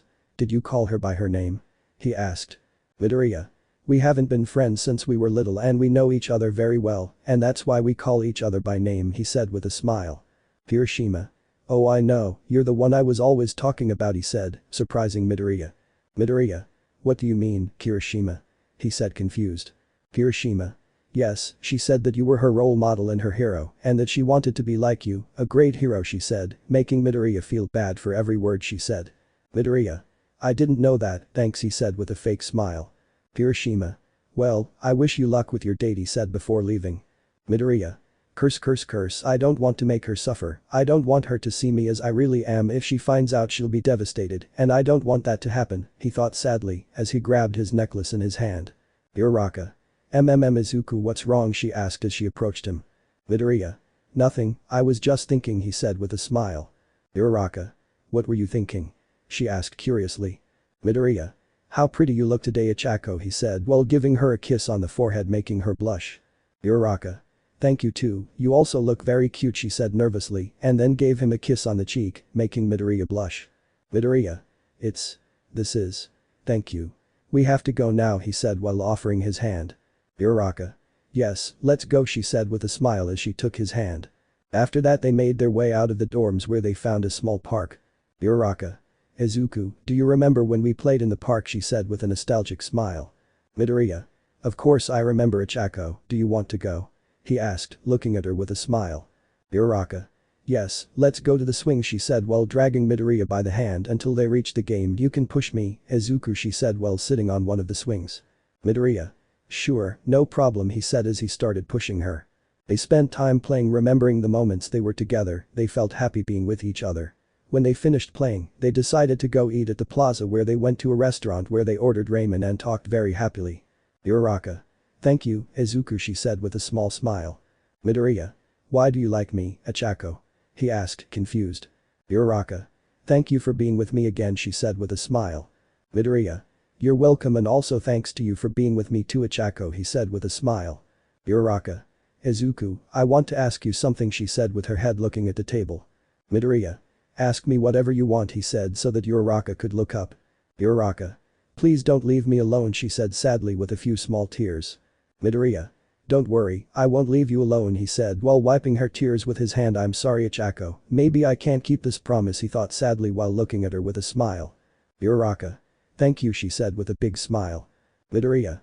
We have to finish eating to go to the movies to watch a movie, he said to start eating. After eating and paying, they went to the cinema to see the listings where they saw a horror movie that Uraraka chose. After paying for the tickets, they went to get popcorn, soda, and candy to start watching the movie. During the movie, Uraraka is scared, so Midoriya put his arm around her to hug her and then leaned close to her ear and said, "Don't be afraid, I'm here," he said, making Uraraka blush so that she would snuggle closer to the hug. After the movie ended, they walked out holding hands. Midoriya. "What do you say you want to go for ice cream?" he asked his companion. Uraraka. "Yes, I would like," she said with a smile and then went to the ice cream shop. "Ice cream man. What ice cream the beautiful couple has," he said, making both of them blush. Midoriya. "You can give me a chocolate one, and what do you want, a Chaco?" he asked with a blushing smile. Uraraka. "Ami, give me a pistachio one, please," she said blushing. Ice cream man. "Of course, they're coming out," he said to give them their ice cream. "Here you go, enjoy them." Midoriya. "Thank you," he said to give him the money. Uraraka. "Izuku, thank you for this day," she said happily while eating. Midoriya. "No, thank you for making me remember the old times I spent with you, Achako." So they continued talking and laughing, happy to be together again, doing what they did when they were little. Achako thought that this time nothing and no one would separate them, and Midoriya was happy to spend time with his forbidden love, but they came to the same thought that day, both of them made up for lost time. Chapter 7. The license exam starts, everyone against UA, Toga appears, part a half. A week has passed since Midoriya and Uraraka's date, now they are in front of a large building where the provisional license exam will be held. Jiro. "There are a lot of people," he said looking around him. Mina. "You're right, I'm very nervous," she said while waving her hands. Mineta. "I don't think I can do it," he said, lowering his head. Izawa. "Mineta," he said, scaring the mentioned one to be at his level. "Don't believe, just do it," he said to everyone. "If you pass the exam and get the license, the eggs will be chicken, so do it." Haminari. "Yes, I'll be a chicken," he said, clenching his fist. Kirishima. "Let's do the usual 1-2 plus," excited to then be interrupted. Ultra, said a tall man with a shaved head, raising his fist. "Don't get into other people's moods," Inasa, said a guy with purple hair. Inasa. "Oh no. I'm very sorry," he said, bowing. Jiro. "Wait for that uniform," he said, looking at the newcomers. Bakugo. "UA is in the east and Shiketsu in the west," he said seriously. Midoriya. "It is the school that rivals UA," he said seriously, looking at everyone, "but in that a blonde will take on Midoriya and Bakugo." Amy. "I hope you are fulfilling your mission, guys," she whispered in his ear, leaving both of them surprised. "It's a pleasure to meet you, especially you, Midoriya," she said, then kissed him on the cheek. "See you." Bakugo. "Who the hell is that girl?" he said, surprised. Midoriya. "I don't know, but we have to be careful," he said seriously, seeing that they were going to the entrance. "This is where the whole anime thing happens, so we'll skip until the exam starts." Joke. "Hey Eraser, why do you have 20 students and who are those two?" he said, pointing to Bakugo and Midoriya. "I don't remember them at the sports festival." Izawa. "They are new to my class, they joined a week ago, and I must say they are very good." Joke. "This is weird, you should have known that." Midoriya. "Guys, don't separate. Let's act as a team," he shouted to his teammates. Todoroki. "I'll be fine alone," he said, starting to walk. "It's difficult to use my power in a group," he said to leave. Bakugo. "But what an idiot, I think he didn't realize," he said seriously, looking towards where Todoroki went. Midoriya. "Okay, let's go," he said as he started running. Joke. "The exam is different every year," he said while looking ahead, "but there is something that is almost a tradition in this." Midoriya. "I think it wasn't a good idea for him to go alone," he said seriously. Mineta. "Why?" I asked without understanding. Midoriya. "Because they know what their quirks are," he said, surprising everyone. Uraraka. "They know them." Ida. "Of course, the sports festival." Joke. "All schools have festivals, but the only one that lost advantage in knowing their quirk is your school," he said to Seiyazawa. Midoriya. "Think about which would be the first school you would attack," he said seriously. Mina. "Just in case." Jiro. "Don't tell me that." Is joke. "If you like this year's class, you should have told your students what always happens at the beginning, the destruction of UA." Midoriya. "I knew it," he said, stopping in his tracks. Shindo. "I don't know you, but it doesn't matter, I'll finish you off," he said as he threw all the balls with his teammates. Midoriya. "Jump pathetic," he said to put his hand on the ground and form several walls around his companions. Midoriya's movement amazed all the students and his classmates except Bakugo, who just smiled. Joke. "What the hell was that?" she said, surprised. Izawa. "The destruction of UA," he said, catching Joke's attention. "Those two young men, Midoriya Izuku and Bakugo Katsuki, are the only ones whose quirks nobody knows," he said, surprising Joke. "They are UA's triumph pieces." Midoriya jahahaja, that's all insects have, he said with a sadistic laugh that scared the other students. I thought they would put up more of a fight, they're pathetic. Shindoko.how, is it possible, he said without believing it and scared. Nakab. Let's see if this is your size, he said angrily while turning his balls into a rock. Hiteki. Leave it to me, he said while the other gave him the ball's target inside. He said to throw the balls to the ground, boomerang crescent moon trajectory. The target is decided, he said with a smile. What do you think about that? You can't block them if you can't see them, haha, he said mockingly. Deku. It's the best they have, he said to put his hand on the ground and open the earth with spikes emerging with the ball stuck in them. Nakab. Damn, he said angrily. Midoriya. They want to see a real combination, he said with a sadistic smile. Kitsuki, you know what to do. Bakugo. Oh yes, he said to jump with the help of an explosion-ready izuku. Midoriya. Haya, let's go. Human Bullied, he said to form a platform, propelling Bakugo towards those from Ketsubatsu. Bakugo. Eat this bitches, he said while spinning with his explosions. Howitzer impact, he said, finishing spinning to give a great explosion that destroyed everything and leaving the Ketsubatsu on the ground. Joke. Boo.but what the hell, he said in shock because his students were defeated by 2 students. Izawa. I told you they are the best, he said with a small smile. In the field all the participants saw the big explosion, surprised on the spot. All of Class A was surprised. Their 2 companions came to 20 people in a single movement. Bakugo. Izuku, did you see that? He said excitedly. We made them shit, hahaha. Midoriya. You're right Kitsuki, they didn't even serve as a warm-up, he said standing up from the ground. Uraraka. Izuku, that was amazing, she said while raising her arms. You did very well guys. Bakugo.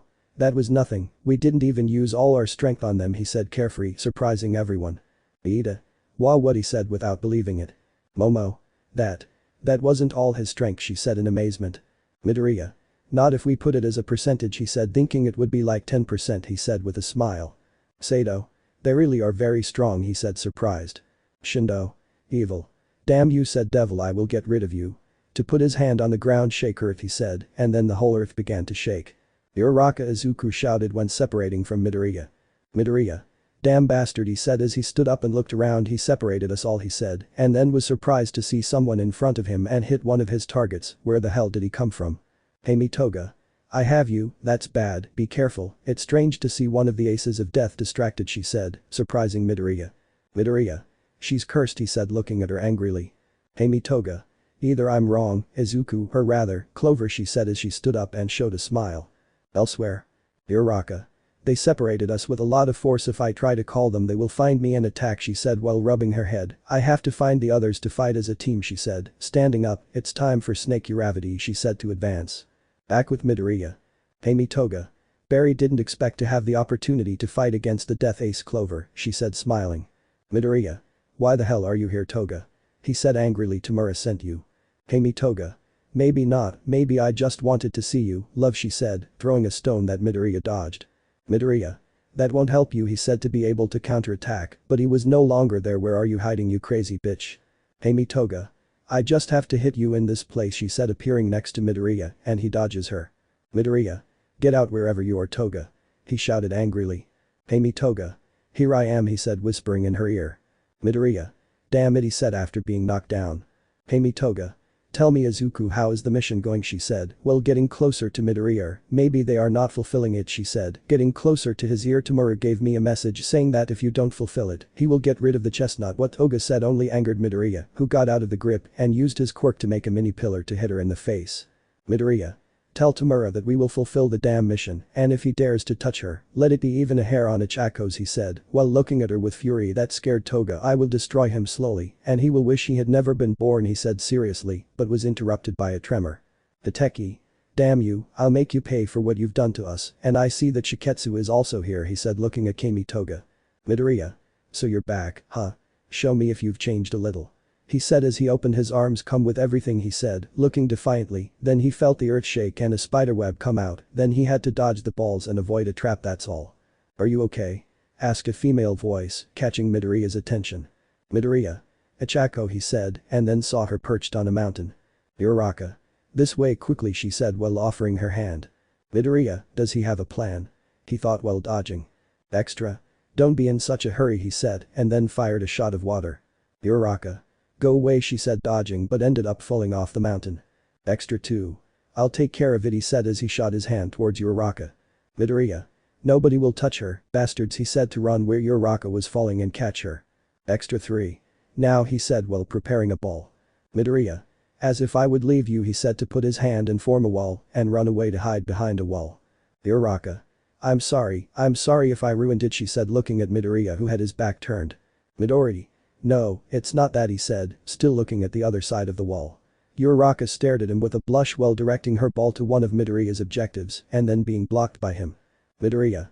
I know it's you, Toga, he said, surprising Uraraka. Chako has been training her quirk to make herself float, and she would never expose herself to danger without a plan, he said as he stepped back. Hey me, Toga. So you recognized me, she said while melting, and you used me to escape just like I expected from you, love, she said, appearing as Kami naked. Midoriya. Put on some crazy clothes, he said looking away. Hey me, Toga. I'll do it after this, she said to go attack him, but Deku barely dodged it. Midoriya. You'll need more than that to defeat me, he said, seeing that she was about to tie him up again, but before she could get there she was blocked by Tape's tape. 0. Midoriya, what an enviable situation, he said, and then turned to his left. Uraraka. Uraraka. Release, she said to fall where Kami was, but she dodges it in time. Kami Toga. It was barely getting good, how bad, really, she said looking at Uraraka, and Midoriya, I wanted to spend more time with you, but it's impossible now, she said looking at Midoriya and then seeing Uraraka. Chako really trusts you, she said, and then stopped and left. 0. Wait, abuser. He said to follow her but was stopped by Deku. Midoriya. Wait, don't follow her, it's not a good idea, he said, and then thought, damn Tamura, was it necessary to send that crazy woman to remind us of the damn mission and want to threaten me with harming a Chako? I'll really kill him one day, he thought angrily. Chapter 8. The license exam starts, everyone against UA, Toga appears, part 2 halves. Elsewhere with Bakugo. Bakugo was walking in the city with Tsuyu, Momo and Jiro, and then entered one of the buildings. Tsuyu.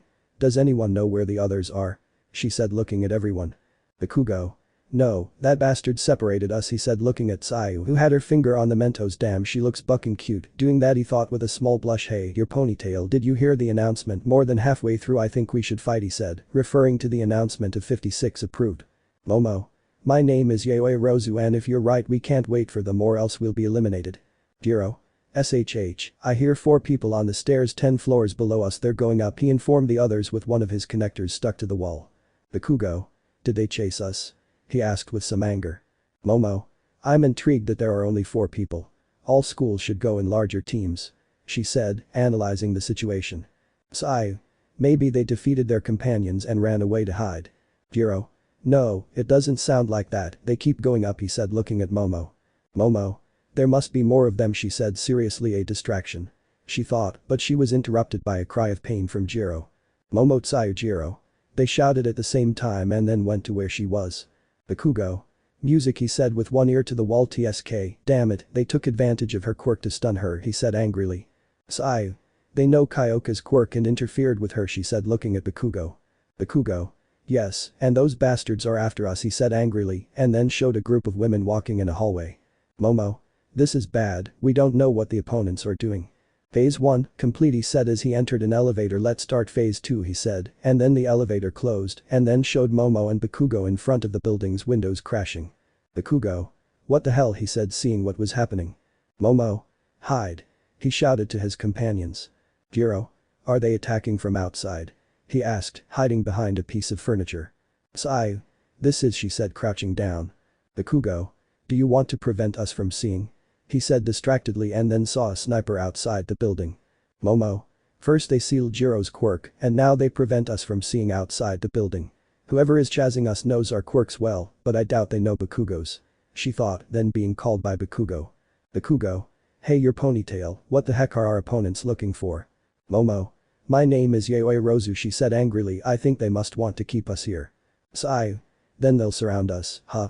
She said with a finger on her chin and then showed several girls near a blue door. Momo.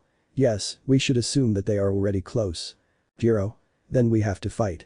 He said to connect his jacks and a device on his wrists. Momo. Don't go carelessly. She shouted, but it was too late. Jiro. Distortion heart, but he didn't end up receiving a shot in one of the devices. Phase 2 complete, said the same sniper girl. Bakugo. Noodle ears, he said when he saw her get shot. Momo. Are you hurt? She asked worriedly. Jiro. They hit my amplifier and my left ear, she said in pain.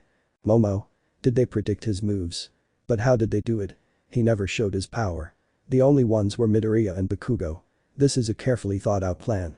Someone intelligent must be with our opponents. Bakugo. Is it colder? Momo.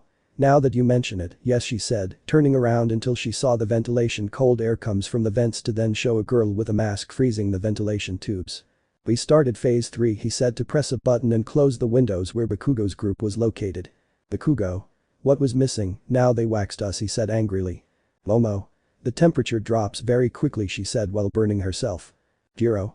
It's very cold doing the same as Momo and then seeing Tsuyu who fell asleep. Bakugo. Frog, what's wrong? He said watching her fall and then running to her side. Jiro. Since the temperature dropped so much, did it start preparing to hibernate? Bakugo. Damn hey you have a lighter he said looking at Momo. Momo. I can't she said looking at the ceiling the sprinklers will turn on and it will get even colder and you can't use your quirk she said looking at Bakugo. Bakugo. I can't do my quirk, I need my sweat, I need to be warm he said a little annoyed by the cold. Jiro. Damn, then make an electric stove he said looking at Momo. Momo. They control the air conditioning she said leaning a little and a glow appearing on her back. They probably cut the power for now use a blanket she said and then took the blanket off her back. Jiro. And now what? He asked, hearing something at the red door. Momo. They are welding the door he said and then saw a girl behind the door. Bakugo. Are you preventing us from escaping? He said holding Tsuyu in his arms. Wow, she looks so cute while she sleeps and she's very tender and feels very fluffy and not to mention her very shape. Wait, what am I thinking? I already look like that idiot Izuku he said blushing. Jiro. There's only the door over there left he said looking at the blue door. Bakugo. Are they forcing us to go there? He said standing up carrying Tsuyu bridal style. Momo. They must be waiting for us on the other side she said seriously it's dangerous. Bakugo. TSK they're one step ahead. Jiro. What do we do? She said desperately. Bakugo. If we stay here, we'll have to do something about the temperature he said, then looked at Tsuyu in his arms or the cold will finish us off. Jiro. Yeah Momo, what if they make a bomb and blow up the emergency exit? I asked looking at Momo. Momo. It could create a frenzied explosion she said while shaking her head they must have thought of Jiro. It can't be she said surprised. Momo. Think Momo she said in her mind think of a way out of this she said and then saw Jiro with an injured ear. Jiro can't use his attacks to the fullest, in that case, break the walls to get out. And then saw the building from the outside and the sniper no, they must be prepared for such a simple movement she said and then saw Bakugo carrying Tsuyu. For now we must do something with the air, do I make clay to cover the vents she said and then looked at the ceiling from what I see there are 8, I would use my singularity a lot she said frustrated. This phase 3 complete said a girl through a communicator. Sigh. Then let's wait a moment he said while drinking tea. The problem that UA faces is the air conditioning and the viewpoint to solve it. They need the Kasei of the student Yaoi Rozu he said, showing Bakugo's group her Kasei uses the lipids in her body he said to see Momo thinking, there is a limit to what she can do, that is my formula for success, he said with a smile go ahead use your singularity, that will be the end he said, to then see Momo activating her Kasei. Jiro. What's up, ya Momo? Bakugo. Why the hell are you stopping? He said a little angry. Momo. No matter how much I think about it, it's the same she said seriously they want to make me use my Kasei. Bakugo. What do you mean? He asked without understanding what he said. Momo. Yes, its most uncertain factor is my creation she said and then showed Psycho sitting with her legs crossed at first. I thought that the temperature manipulation was due to Asui's Kasei, but her objective was to make me use mine. Bakugo. I see he said standing up and walking until he was in front of Momo. Can you take care of the frog for a moment he said to give it to her. Jiro. What the hell are you doing? He said, seeing him approaching the door. Bakugo. I'll do something crazy he said placing the palm of his hands on the door. Momo. That you will use your Kasei, you are not supposed to get warm to use it. Bakugo. Well when I was carrying the frog he said with a small blush my arms started to sweat he said and then looked at the door it's better if you cover yourselves. Jiro. Are you crazy? Didn't you hear what Momo said? If you make an explosion, everything will collapse. She said excitedly. Bakugo. Haha you think I don't know he said surprising both now stun grenade.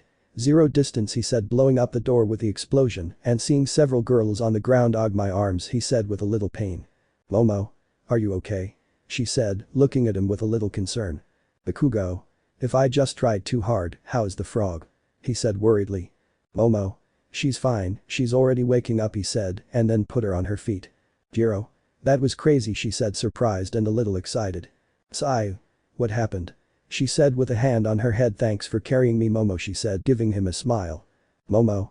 In fact, it was Bakugo who carried you the whole time and Elju who got us out of there, she said, making Tsuyu blush. Tsuyu? Seriously, she said with a blush and then looked at Bakugo who just looked away. Is this Bakugo, she said, getting his attention. Bakugo? Why, you're okay, Froggy, he said with a worried voice. Tsuyu? This one, yes, I also wanted to thank you, she said, blushing. Bakugo? Don't worry, it's not. He didn't finish speaking because Tsuyu kissed him on the cheek. Tsuyu, thank you Bakugo, she said, very blushed. Bakugo? You're welcome, Frog, he said happily with her action. Tsuyu? You can call me Tsuyu, she said with a tender smile that made Bakugo blush. Bakugo? Only if you call me Katsuki, he said with a smile that made Tsuyu blush. All this was seen by Momo and Jiro, who could not believe the behavior that Bakugo had with Tsuyu, since he was always serious and did not smile like now. Psycho. Damn, said crawling on the ground. They suppose T2 have to defend themselves, said Devil. Bakugo? Maybe you're right, he said, and then got on Psycho's level, but I couldn't leave my teammates trapped. That's what Izuku would do, so we won, he said seriously. Psycho? Well, I was defeated, she said, and then showed a small smile, just as I expected from you. Time skip. We met at the entrance of the room where Bakugo and Midoriya's group met, where everyone entered except Bakugo and Midoriya. Bakugo? What's up, Izuku? He said, seeing him seriously. Midoriya? Remember the blonde girl at the entrance? He said, seeing Bakugo nod. It was Toga. He said, surprising Bakugo. Bakugo? What the hell are you doing here? He said angrily. Midoriya? That damn Tamura sent her to threaten me. He's going to hurt Ichako if he doesn't fulfill his damn mission, he said angrily, clenching his fist. Bakugo? Calm down, Izuku, nothing will happen to him. We will complete the mission, and that's it, he said seriously. Midoriya? Fine, but if I even look at him, I'll slowly destroy him, making him wish he hadn't been born. That damn son of a bitch, he said angrily. Bakugo? Okay, let's go in or else your girlfriend will worry about you, he said, walking towards the entrance. Midoriya? Yes, let's go. Wait, she's not my girlfriend, he said, blushing. Bakugo, jahahaja if what you say, Izuku, he said, trying to imitate Uraraka's voice. Midoriya? Enough, Katsuki, he said angrily and then hit him in the arm. Bakugo? Ha grandma, okay, let's go in, he said, and then entered the large waiting room. Chapter 9. Uraraka's jealousy, Bakugo in love. Rescue test begins. Minutes passed after Bakugo and Midoriya's talk. During that time, all of their classmates had already passed and were just waiting for the next one to start, where they would talk, eat, and some would receive medical treatment. Zero. Hey guys, he said, getting Mineta and Denki's attention. Look at the girl in a leotard, he said, surreptitiously looking at Kami Toga. Mineta? And who doesn't sleep very pretty, and look at those curves in me without breaks, he said, drooling. Zero.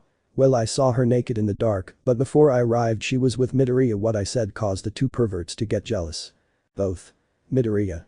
They shouted, calling the attention of both, who grabbed their suits while crying. Midoriya. What's wrong with you guys? Let me go, damn it, he said, a little angry as he took both boys away. Denki? Your damn messy hair, what were you doing with that girl? He said jealously. Midoriya. What the hell are you talking about? He said without understanding. Mineta. What were you doing with that girl in the dark while she was naked? He said, pointing at Kami Toga, who greeted him. That's a greeting between a woman and a man when their relationship has already advanced, he said jealously. Midoriya. It was serious, I didn't do anything, he said seriously. Bakugo. Oh, so you were having fun with that girl? Well, we were working. Izuku, he said, annoying him. He already knew it was Toga, but he also wanted to piss off a certain brunette who was listening to everything. Midoriya. You too, Katsuki, understand, I didn't do any of that, he said, a little annoyed. Mineta. If that's true, then why does he keep greeting you, Midoriya? He said jealously while pointing at the girl who continued greeting him. Midoriya. And what the hell do I know this crazy woman, he said, downplaying it. Bakugo. Sure, Izuku, why does he come here, and who knows, maybe he'll ask you out. He said mockingly, alerting a certain brunette. And it was true, Kami was walking in the direction of the four boys who, upon arriving, only received envious looks from both perverts and a mocking smile from Bakugo. Bakugo. Good guys, we should leave the lovebirds alone, he said, making Deku angry and Uraraka jealous. Kami Toga. Hello handsome, she said with a sensual voice, making the brunette even angrier. Midoriya. What the hell do you want, you crazy bitch? He said with a frown. Kami Toga. I don't know, maybe, she said with a seductive voice, while a finger traced her chest. Just a kiss from you, she said, approaching Midoriya. At that moment a very annoyed brunette walked in the direction of both of them, pushing Kami and taking Midoriya's suit and kissing him on the lips, which at first was a clumsy kiss. As time passed, he became more and more tender, but as always, the air had its way, causing both boys to separate little by little, blushing, and then Uraraka turned to look at Kami. Uraraka. It's better that you stay away from him if you don't want me to send you to the moon, understood, she said angrily looking at Kami. Hey Mitoga. TSK as you wish, she said angrily returning to the Shiketsu people. Uraraka. That's what I thought, she said, looking at her with her arms crossed. Midoriya. This Achako, he said, calling her, making her nervous. Uraraka. This sorry I didn't but I didn't finish because Izuku also kissed her. Midoriya. Now we're even, he said with a smile. Uraraka. It's okay, Izuku, she said with a smile. They both stared at each other again, slowly getting closer, but were interrupted by Bakugo. Bakugo. Sorry round face, but I need your boyfriend for a moment, he said to pull him and take him to another side of the room. Midoriya. Wait Kitsuki, don't pull me, damn it, he said, forcing himself. What the hell do you need? Bakugo. Stop complaining, idiot, he said seriously and then blushed. I want to know how you know when you're in love. Midoriya. You know that I love you as a brother, I don't go that way, he said as he slowly walked away. Bakugo. Look idiot, I'm not up for your games, I'm telling you that I can't stop thinking about a girl, he said, blushing. Every time I see her smile, I feel something warm in my chest, and she's always on my mind. Midoriya. It can't be, he said, surprised. Kitsuki has a girlfriend and they kiss on their mouths while, but he didn't finish when he received a blow from Kitsuki. Bakugo. I'm serious, idiot, now answer what the hell is wrong with me, he said seriously and angrily. Midoriya. Okay, calm down, what you have, my dear friend, is that you, he said, making a little drama. Are in love, he said with a smile. Bakugo. What? Was the only thing he could say. Midoriya. And tell me who the lucky one is, haha, he said hitting him on the arm. Bakugo. I won't tell you, he said a little blushed. Midoriya. Then I guess, he said, and then thought maybe if I go and ask Seiya out maybe, he said, and then walked, but he couldn't keep moving forward because Bakugo grabbed him by the arm. Bakugo. If you get close to her I'll send you flying, you heard? He said threateningly, making Midoriya smile. Midoriya. So it was her, he said, surprising Bakugo. Don't worry, it won't do anything. Bakugo. You better. I'll skip the explanation of the test and come back when they're in the field. Ida. Okay guys, I think in this test we have to go in a group to be able to rescue, so let's walk, he said, to start moving forward with everyone from Class A. Mina. Well, now what do we do? She said, drawing everyone's attention. Momo. We must help the wounded, help the other academies. Midoriya. And always remember to have a smile and try to calm people down, they are scared, so cheer up Class A. All? Yes. Bakugo. Now we have to go in small groups to disperse, he said, and then everyone left in small groups. And so they all went, some helped the other academies, others rescued people, others helped the wounded and took care of the lost children, and so the minutes went by. Hey, tell me how the examinees are doing, said a person through the communicators. Examiner, I don't remember the name, they are doing very well. They are giving priority to the injured and are keeping calm among themselves. There are almost no negative points, he said while looking at some papers. Well, that is the most important thing, to give priority to the wounded, but there are also more things that a hero must do, he said, to cut the transmission and stand in front of a large group of people. Well, let's see what future heroes can do.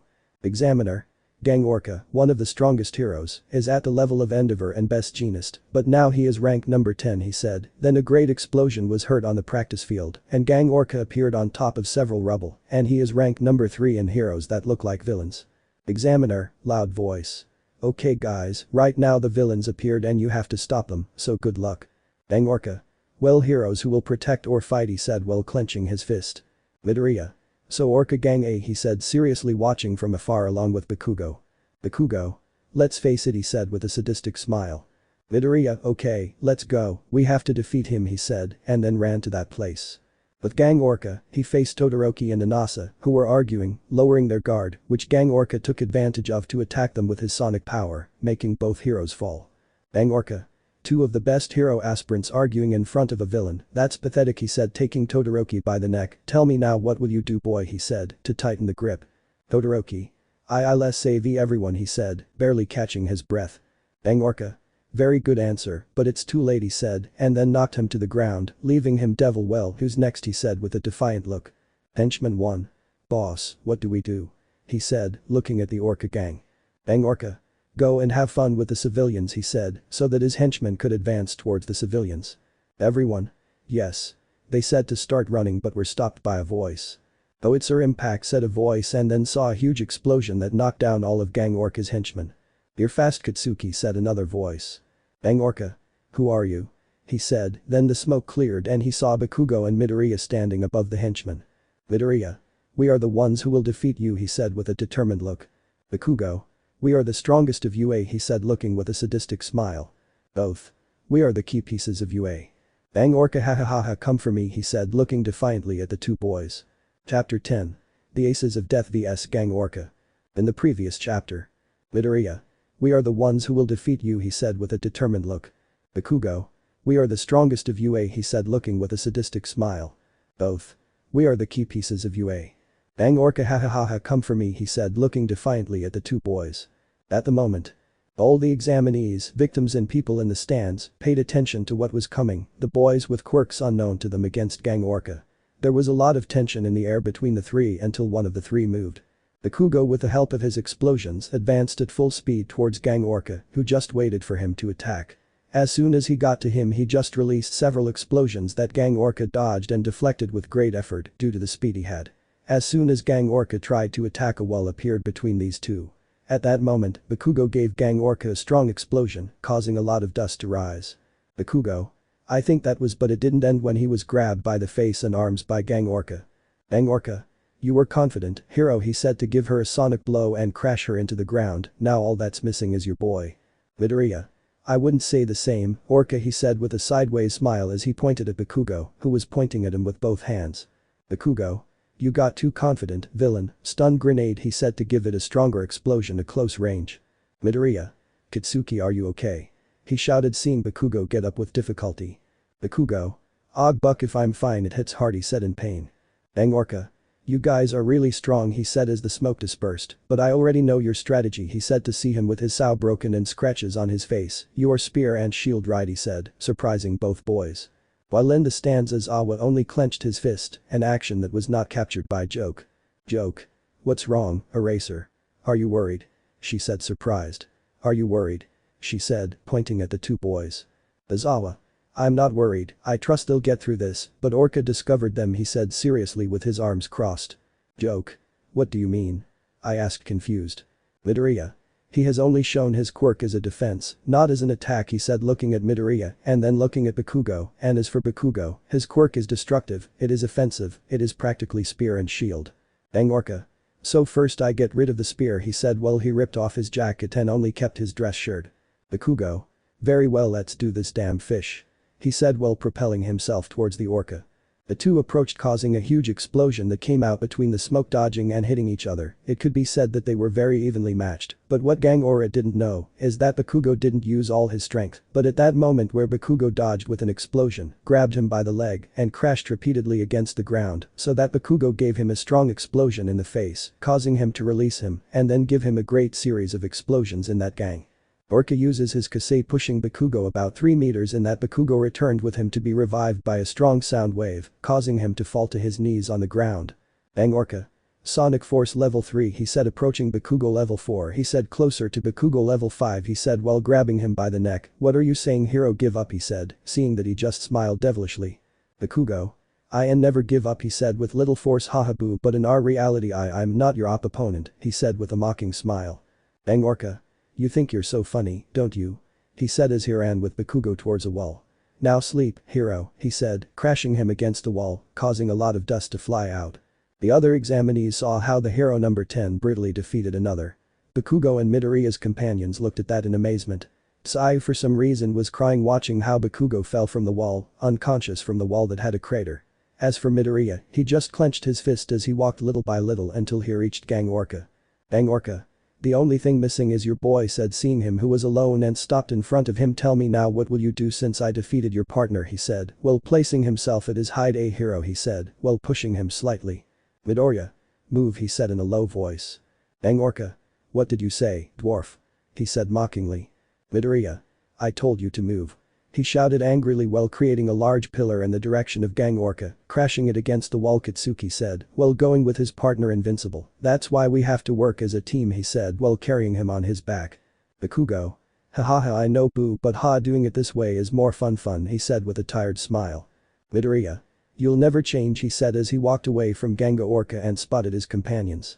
Midoriya's classmates, seeing him arrive, ran to help him with Bakugo, who, to his surprise, was the first to arrive with tears in her eyes. Sigh. Me Midoriya how is his Katsuki, she said as she approached Midoriya, who was putting Bakugo down to put him on the ground. Midoriya. He's fine, he's just unconscious, I'll leave it to you, he said as he turned around. In that you can see how a loud explosion is heard and you see Gang Orca coming out of the smoke walking in Midoriya's direction. Gang Orca. That was a big hit, but let's see what you're made of, he said while running at full speed straight to Midoriya. Midoriya. I'll teach you not to underestimate me, damn it, he said while placing both hands on the ground. As soon as he did that, several pillars shot out towards Gang Orca, who stopped dead in his tracks and then used his quirk, slowly destroying the pillars that Midoriya was creating. At that point, the announcement was heard that there were only 5 people left to save. Upon hearing that, Midoriya began to create more pillars on Gang Orca's back, who got distracted and all the pillars connected with him. Midoriya. Damn, you're really capable of beating that Orca, he said, watching him come out of the pile of pillars. Gang Orca. And you are very smart and skillful, boy, but I am smarter. He said while running towards him faster than before. Midoriya. That's what you think, he said also running towards him while touching the entire ground to form an armor on his body. And that both remained in a hand-to-hand fight face-to-face aura. Everyone looked surprised as Awa was very proud of his student who can not only be a shield, but also a spear. Everyone looked excited at the fight. There were times when their fists collided again, and again kicks elbows all with great force, while Midoriya's armor was destroyed poo by poo, so he moved away. Gang Orca. What's wrong? Are you tired? He said while looking at Midoriya. Midoriya haha, I'm just starting, it's time to finish this, he said while placing his hands on the ground. Gang Orca. What are you going to do? Use the same boring attack like that and you won't win. He said with a confident smile. Midoriya. And who decided that? That my attack wouldn't work? He said while the earth would open little by little, and who decided that? He said so that after the earth opened more pillars came out from under Gang Orca, hitting him to lift him to the sky, while 2 pillars approached from the sides. The one who decides is me. Damn. He said so that the 2 pillars collided with Gang Orca making him fall. Gang Orca. Boy, I guess it's over, he said with a small smile, but I'm not going alone. He said while propelling himself with his waves towards Midoriya. You're going with me. He said while using his waves to hit Midoriya and collide with him, causing a huge explosion in the field. Everything fell silent seeing the place where the explosion was. Some were surprised by the fight, others scared by how ruthless number 10 was towards the students. Akazawa was in shock seeing how one of his students was brutally massacred and another who could be dead. As for Class A, Uraraka just looked at everything with tears in her eyes, seeing such an explosion of power and the others in shock. At that an announcement from the examiner is heard. Examiner. All civilians were rescued, the test is over, he said, sounding an alarm. But no one paid attention, they just watched as the smoke slowly cleared, revealing a silhouette standing, staggering, waiting for the smoke to clear and watch in amazement as the winner of the match. Chapter 11. End of the exam and the revelation of All for One. Todoroki, who was unconscious, woke up to see the place destroyed, smoke coming out of the stadium wall, and a large column of smoke a few meters from where the injured were before. He was surprised to hear no noise in the place. Todoroki. What the heck happened here? He said getting up and seeing his class a few meters away from him, so he walked until he arrived. Does anyone know what happened? He asked getting everyone's attention. Momo. Yes, Midoriya and Bakugo faced Gang Orca, she said surprising Todoroki. Bakugo is unconscious after being crashed against the wall, she said, pointing to Bakugo who was unconscious on Tsuyu's lap, and Midoriya, we still don't know anything about him, he used great strength to defeat Gang Orca, but she said pausing Gang Orca crashed into him while falling from the sky and crashing into Midoriya, she said, grabbing his head. Todoroki. And what else? He said waiting for him to continue. Mina. Nothing has happened yet, we don't know who won, the smoke hasn't dispersed, she said pointing to the place. Uraraka. Come on Izuku, you can do it, she said with her hands on her chest, while tears fell from her eyes. I know you can, let's go, she said hopefully. At that moment, some people watched as the smoke gradually cleared and they saw a figure walking unsteadily. Mineta. Hey look, shouted pointing to where they saw a figure walking. When the smoke cleared they could see Midoriya with his clothes a little destroyed on the left side with some wounds. Before I get the tattoos, you can hide them, since they were made with a special ink that they can reveal whenever you want, walking slowly while he had a small smile. His companions were happy to see him standing, while Gang Orca was unconscious. Midoriya. I think I won, he said, and then fell face down on the ground. Uraraka. Izuku. She shouted to run to where he was so she could turn him over. Wait a bit, I'll take you to get medical attention, she said, rubbing him to carry him on her back. Midoriya. Achachako said Devil on Ichako's back. Uraraka. Calm down Izuku, you did very well she said with a smile now rest. Midoriya. Nice Ichako he said with a small smile to become unconscious. Minutes passed, Midoriya and Bakugo received medical attention, which to everyone's relief was nothing serious, more than minor bruises and scratches. They just needed to rest. Minutes passed and the boys were waking up lying on stretchers. Bakugo. Damn my head hurts he said in pain to look around and see that there was no one else but him and Midoriya. Izuku wake up he said shaking him. Midoriya. Kitsuki what do you want my whole damn body hurts he complained as he got up. Bakugo. Damn, I didn't know that fighting without using all our strength would be so painful he said while cracking his back. Midoriya. I know, but we can't kill anyone he said as he stood up or else everything would go to hell. You told me, don't you remember? Bakugo. Yes, but we better go change now I want to go to sleep I'm tired he said, leaving the infirmary. Midoriya okay let's go he said following him. The two young men headed to the locker room to put on their uniforms and meet up with their teammates who were happy to see them. Uraraka was the first to go and hug Izuku who reciprocated with a little pain. Uraraka. Izuku she said while hugging him I'm glad you're okay. Midoriya. Yes and thanks for taking me Ichako he said with a smile without you maybe I would have hurt myself more.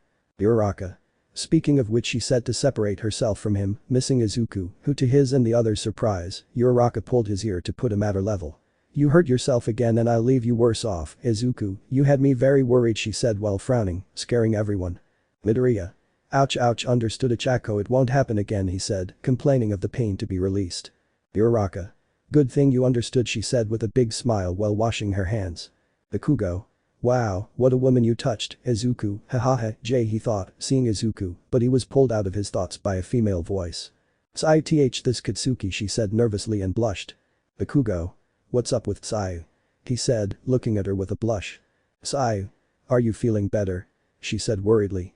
Bakugo. Yes, thanks to you he said, surprising her if you're wondering, Izuku told me that you took care of me and thank you for doing so. Seiya. Don't worry, it's the least I could do she said with a smile. So everyone started talking about trivial things, some made fun of Midoriya for the scolding he received, which angered him, but he did nothing since Uraraka stopped him. The other girls had found out from Mina and Toru about the kiss Uraraka gave Midoriya in the waiting room, so they would bother her with it at their next girls' meeting. Minutes passed until the examiner spoke. Examiner. Well congratulations for being able to complete the test before announcing who will receive their licenses, he said tiredly, I will tell you to be ready for what comes after receiving the licenses, you will be heroes. You will be able to act as such and more so at this time, knowing about the fall of the biggest pillar we had he said, making Midoriya and Bakugo angry, and what more to fill that void than with the best rookie heroes, so congratulations he said, showing the names of those who passed which the entire Class A passed. In another place on the outskirts of Japan, specifically in the prison where the most dangerous villains in the country are Tartaros, we focus on Afo's cell, since in front of him in a chair was sitting the former number 1 and symbol of peace Almight. Afo. It's good to see you again Toshinori he said with a smile. Almight. I don't like her, but why did you want me to come? He said with disgust. Afo I just wanted to talk to you, and I see that you plan to continue as heroes, seeing that he had his Silver Age suit, it's pathetic hahaha he said mocking him. Almight. If that's all you wanted me to come for, I'll leave he said standing up. Afo. Don't go in fact there are 2 things I wanted to tell you Almight. Almight. Then I speak he said sitting back down. Afo. The first is. That Tamura Shigaraki is Nanashimura's grandson. What Afo said shocked Almight. Hahaha, look at you and where's that smile? Yeah Almight. He said while laughing. Almight. What is that's not true, it's a lie seeing Afo who was laughing tell me it's not true. Afo. I never lie he said with a big smile after all I was able to take something away from the former carrier hahaha. Almight. Damn he said angrily. Afo. I'm not finished yet he said pausing the other thing is that the 4 aces are together he said surprising Almight. Almight. You don't talk about he said to be interrupted by Afo. Afo. If the aces of destruction and the aces of death are together to be able to finish you and this damned society of heroes he said making Almight angry. Almight. I won't allow it, I'll stop them no matter what happens he said standing in front of the cell. Guard. I might ask you to move away from the cell he said from a loudspeaker. Afo. Hahaha and how are you going to do that, you can't do anything anymore, you're just a bag of bones, you'd only get in the way, Almighty said mockingly. Almight. Do you think I care? he said as he stood up. If necessary, I will sacrifice myself so that your plans do not come true and that all your subordinates are in prison, he said, clenching his fists, and make you rot in prison for the rest of your life, so goodbye, he said as he left the place. Afo ha, good luck with that, Toshinori, he said with a smile. Chapter 12. The four aces together and the big three appear. Hours later.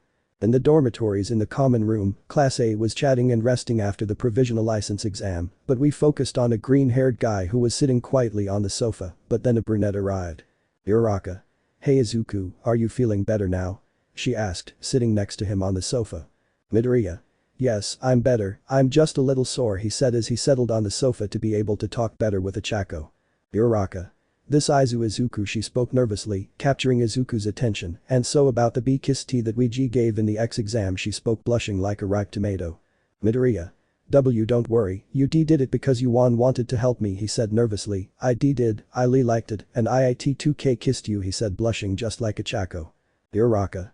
I also like you, she spoke with her hands on her cheeks. That W was my first kiss, while she fanned herself with her hands. Midoriya. Tam, it was mine too, he spoke more blushing, but catching Uraraka's attention, I'm glad it was with you, Ochako giving her a blushing smile. Uraraka. Tam, I'm also glad that you were the first Izuku, she said with a blushing smile. On the other side of the room was a group of girls, one in pink and some in red, rubbing their hands. They watched the scenes previously seen with great emotion by their friend and decided to discuss a specific topic with the others. Mina. Girls, have you seen how Ochako is very close to Midoriya? She said, surreptitiously pointing at Uraraka, who was resting her head on Izuku's shoulder. Momo. Well, he's her childhood friend, it's understandable that they're like that, mine, she said while combing her loose hair. Toru. Yes, but didn't you see when Ochako kissed Midoriya in the waiting room during the exams? He said, moving his shirt sleeves. Friends don't do that, or do they? Jiro. In fact, I didn't look at anything, Mina was the one who told me when the results were given, he said looking at his phone. Seiya. I didn't see anything either, she said placing a finger on her chin. Mina. Well, since no one saw that moment, I took a picture of them, she said, looking for her phone in her backpack. Toru. You really were able to take a picture of them, she spoke excitedly. Mina. Of course I did, in fact here it is showing the photo where Uraraka kisses Midoriya. The girls first saw the photo with amazement, after a few seconds looking they screamed like a fangirl, scaring and calling everyone's attention. Unfortunately for Bakugo, who was carrying a tray with his food, passed by there at the moment of the scream, which caused him to drop his food. Bakugo. Damn, what was missing, he said looking at his food on the floor. Why are you screaming, Buck angrily looking at the group of girls. Seiya. Pridon Katsuki and no W, we wanted you to throw away your food Pridon, she spoke sadly making Bakugo feel more. Bakugo. Don't worry, Seiya, it was nothing, he said, picking up his food and returning to the kitchen. Hours passed, Midoriya and Uraraka continued talking very animatedly until their conversation was interrupted by a call that Midoriya received. Midoriya. Sorry Ochako, I have to answer, he said taking his cell phone out of his pocket. Uraraka. Don't worry Izuku, in fact I'm already sleepy, she said rubbing her eyes. Have sweet dreams, Izuku giving him a kiss on the cheek and walking to the elevator. Midoriya. Have sweet dreams too Ochako, he spoke seeing how she smiled at him while the doors closed to his speaking. He asked answering the call. I am Kurogiri Midoriya, I speak surprising this. Midoriya. I really never expected your call, he said with a smile. Did something important happen? He asked curiously. Kurogiri. Straightforward as always, Midoriya let out a small laugh. Actually something happened, but before that he took a pause. Are you with Bakugo? Midoriya. He's not in his room. Kurogiri. Then go with Midoriya, I need to talk to both of you, he said seriously, hanging up the call. Midoriya just sighed and then went to the elevator and went up to the floor where Bakugo's room was. He went to his room and knocked on the door. Midoriya. Katsuki opens the door, he said knocking on the door. Bakugo. Buku Izuku, I'm sleepy, he said from the other side of the door. Midoriya. Open the bucking door now Katsuki, he said knocking on the door louder. Bakugo. Force me, dog. Shouted from the other side, angering Midoriya. Midoriya. Then it will be the bad way, angrily taking off his glove. Note. Midoriya only uses the glove because he likes it, not because his quirk activates just by touching something. I will claim my authority as a stepbrother and more responsible and invade your bucking privacy, placing his hand on the door and making the door ash. Bakugo. What the hell is wrong with you, Izuku? Angrily getting up from the bed. Midoriya. I told you to open the door, he said to place his hand in the ashes and rebuild the door. Kurogiri called. Bakugo. You couldn't say that out there, he said pointing to the door. Midoriya. Yes, so everyone knows we're in the league, he said, looking at Bakugo. You're a bucking genius, huh? Bakugo. I understand. He sat down, angry. Damn delicate, he whispered. What are you waiting for? Call him, looking at him angrily. Midoriya. Kurogiri, I'm already with Bakugo. Putting the phone on speaker. Kurogiri. May I know why the hell it took you so long to call? Midoriya. Sorry, but Kitsuki, he said, looking at the aforementioned, was painting his nails and didn't want to open with a mocking smile. Bakugo. You're a son of a. He didn't finish because Kurogiri spoke again. Kurogiri. I'm not interested in Bakugo's homosexuality now. What I have to tell you now is that you have to come to the warehouse now. I speak seriously, surprising both if I offended anyone with this small part. Sorry, I'm not homophobic. Bakugo. Why or what? He asked, a little angry. Kurogiri. Because the time has come for you to meet the other aces, he said seriously. Midoriya. Okay, we'll be there. Hanging up the call. This will be interesting. He showed a smile. An hour passed and the two young men were walking through the dark streets towards the store. Once they arrived, they knocked and were greeted by Kurogiri, who let them in. Upon entering, they could see two people at the bar, a woman and a man, and on the other side in the vanguard. Midoriya. Kurogiri, where is Tamura? He asked, annoyed. Kurogiri. I went out to look for new members for the league, he answered, walking towards the mini-bar. So you are the famous Aces of Death, said a female voice, walking towards Midoriya. Seriously, but they are just kids, he said mockingly, standing in front of Bakugo. Midoriya. And you're the. He stopped to think. Who are you? He said, confused. We are the Aces of Destruction, he said, so that both of them let out an ah. I am Krista the Heart, and he doesn't finish since his partner spoke. You don't know who I am, he said, placing himself at Bakugo's height. I am. He didn't finish because Bakugo interrupted him. Bakugo. My bitch, he said with a mocking smile. Twice. Ooh, in your face, bitch, that had to hurt, he said, making poses. Toga. This shit caught fire, with a blush, looking at Izuku. Krista. Ban, calm down, already, stopping him with effort. Ban. Not until I kill those sons of bitches. Angry. Midoriya. Ha ha ha, you're very funny, ha ha ha, he said, getting the other two's attention. Don't tell me you were serious. Seeing the two's faces, then let me laugh louder, ha ha ha ha. Bakugo. You're right, ha ha ha, laughing and then getting serious. We are stronger than you, so you don't have a chance against us. Krista. Very strong and feared for their fame, right? She asked, looking at Midoriya. Tell me, Clover, without that, what are you? She said, looking at him seriously. Midoriya. A genius, millionaire, playboy and philanthropist, he said, downplaying it. Toga. Especially the playboy thing. Handsome. I shout from across the room. Kurogiri. Calm down, guys, you have to get along better. At some point you have to work together, he said seriously, so get to know each other. The four. Fine reluctantly sat at the front of the bar. Krista. I am Krista, I am the heart and my quirk is darkness. I can produce a dark mass that I can use either to defend or attack, she said while drinking juice. Ban, I am the arrow and I have two quirks, one is regeneration and the other is called Urdo. I can steal the vital energy of the living beings around me and use it to my advantage, he said, looking angrily at Bakugo. Bakugo, I am the diamond and my quirk is called explosion. I can produce sweat in the palms of my hands, which is nitroglycerin that allows me to make explosions. Midoriya, I'm the clover and my quirk is called overhaul. I can assemble, disassemble and mold things just by touching them with my palms. He said, showing his hand. Well, we're done, Kurogiri. We're now best friends. Sarcastic as he stood up. Would you do us a favor and open a portal? Kurogiri. Okay, Midoriya, he said while opening a portal. And they leave so quickly, he said, watching them walk towards the portal. Bakugo. Yes, we have work to do, he said, entering the portal with Midoriya. The next day. We met in the classroom of Class A, where the students were talking about trivial topics, waiting for Izawa to wake up from his third dream of the day, until the aforementioned woke up to give an announcement. Izawa. Okay guys, today you'll meet three people in particular, he said, drawing everyone's attention. Today you'll meet the three strongest students at UA. Then the door opens and three people entered, two men and a woman. They're the three greats of UA. MBE, this will be fun, they both thought, moisturizing a smile. I hope you like the chapter, and I know I said that here I announced the winning story, but it will be published in a second chance to love voting at the moment. One demon in angel skin, one vote. Midoriya Izuku, a young anti-hero who one day would meet the person who would be with him all his life, becoming his faithful companion and love, a story inherited by Atricus and Insueltos. Do the desire to see you again, 5 votes. I wish I could hear your voice again, Achako. That was Midoriya Izuku's wish before he died, but what he didn't know was that his wish would come true, but not as he expected. Ria's sweet love and a bitter reality, 2 votes. Midoriya Izuku, one of the best young police officers at the station, has the most difficult mission of his entire career so far, but what he didn't know is that he would find a very special person for him. For Forbidden Love 3 votes. Midoriya Izuku, one of the youngest and most dangerous villains in all of Japan. Uraraka Chako, an aspiring heroine with a big goal ahead of her. Two enemies in love, a relationship frowned upon by society, but for them it will be one of the best adventures of their lives, thus becoming a forbidden love. Chapter 13. Class of vs Mirio, Midoriya's Fury and the Call. Mina. The big three. She said excitedly. Jiro. I heard that we have to be like them when we become professionals, he commented in amazement. Iida. They are the top of UA, the strongest, he said impressed. Izawa. Well, introduce yourselves, he said, looking at the three boys, which made the last boy raise his head, which made almost everyone feel pressure except Midoriya and Bakugo, which caused Midoriya to release a killer instinct that only the three boys felt, and Bakugo didn't give a damn. Mirio, Hato I see can't he. Najire. You know Amajiki, that's called a flea's heart, she said, patting him. This flea is Amajiki, and I'm Najire, she said, jumping. Mirio.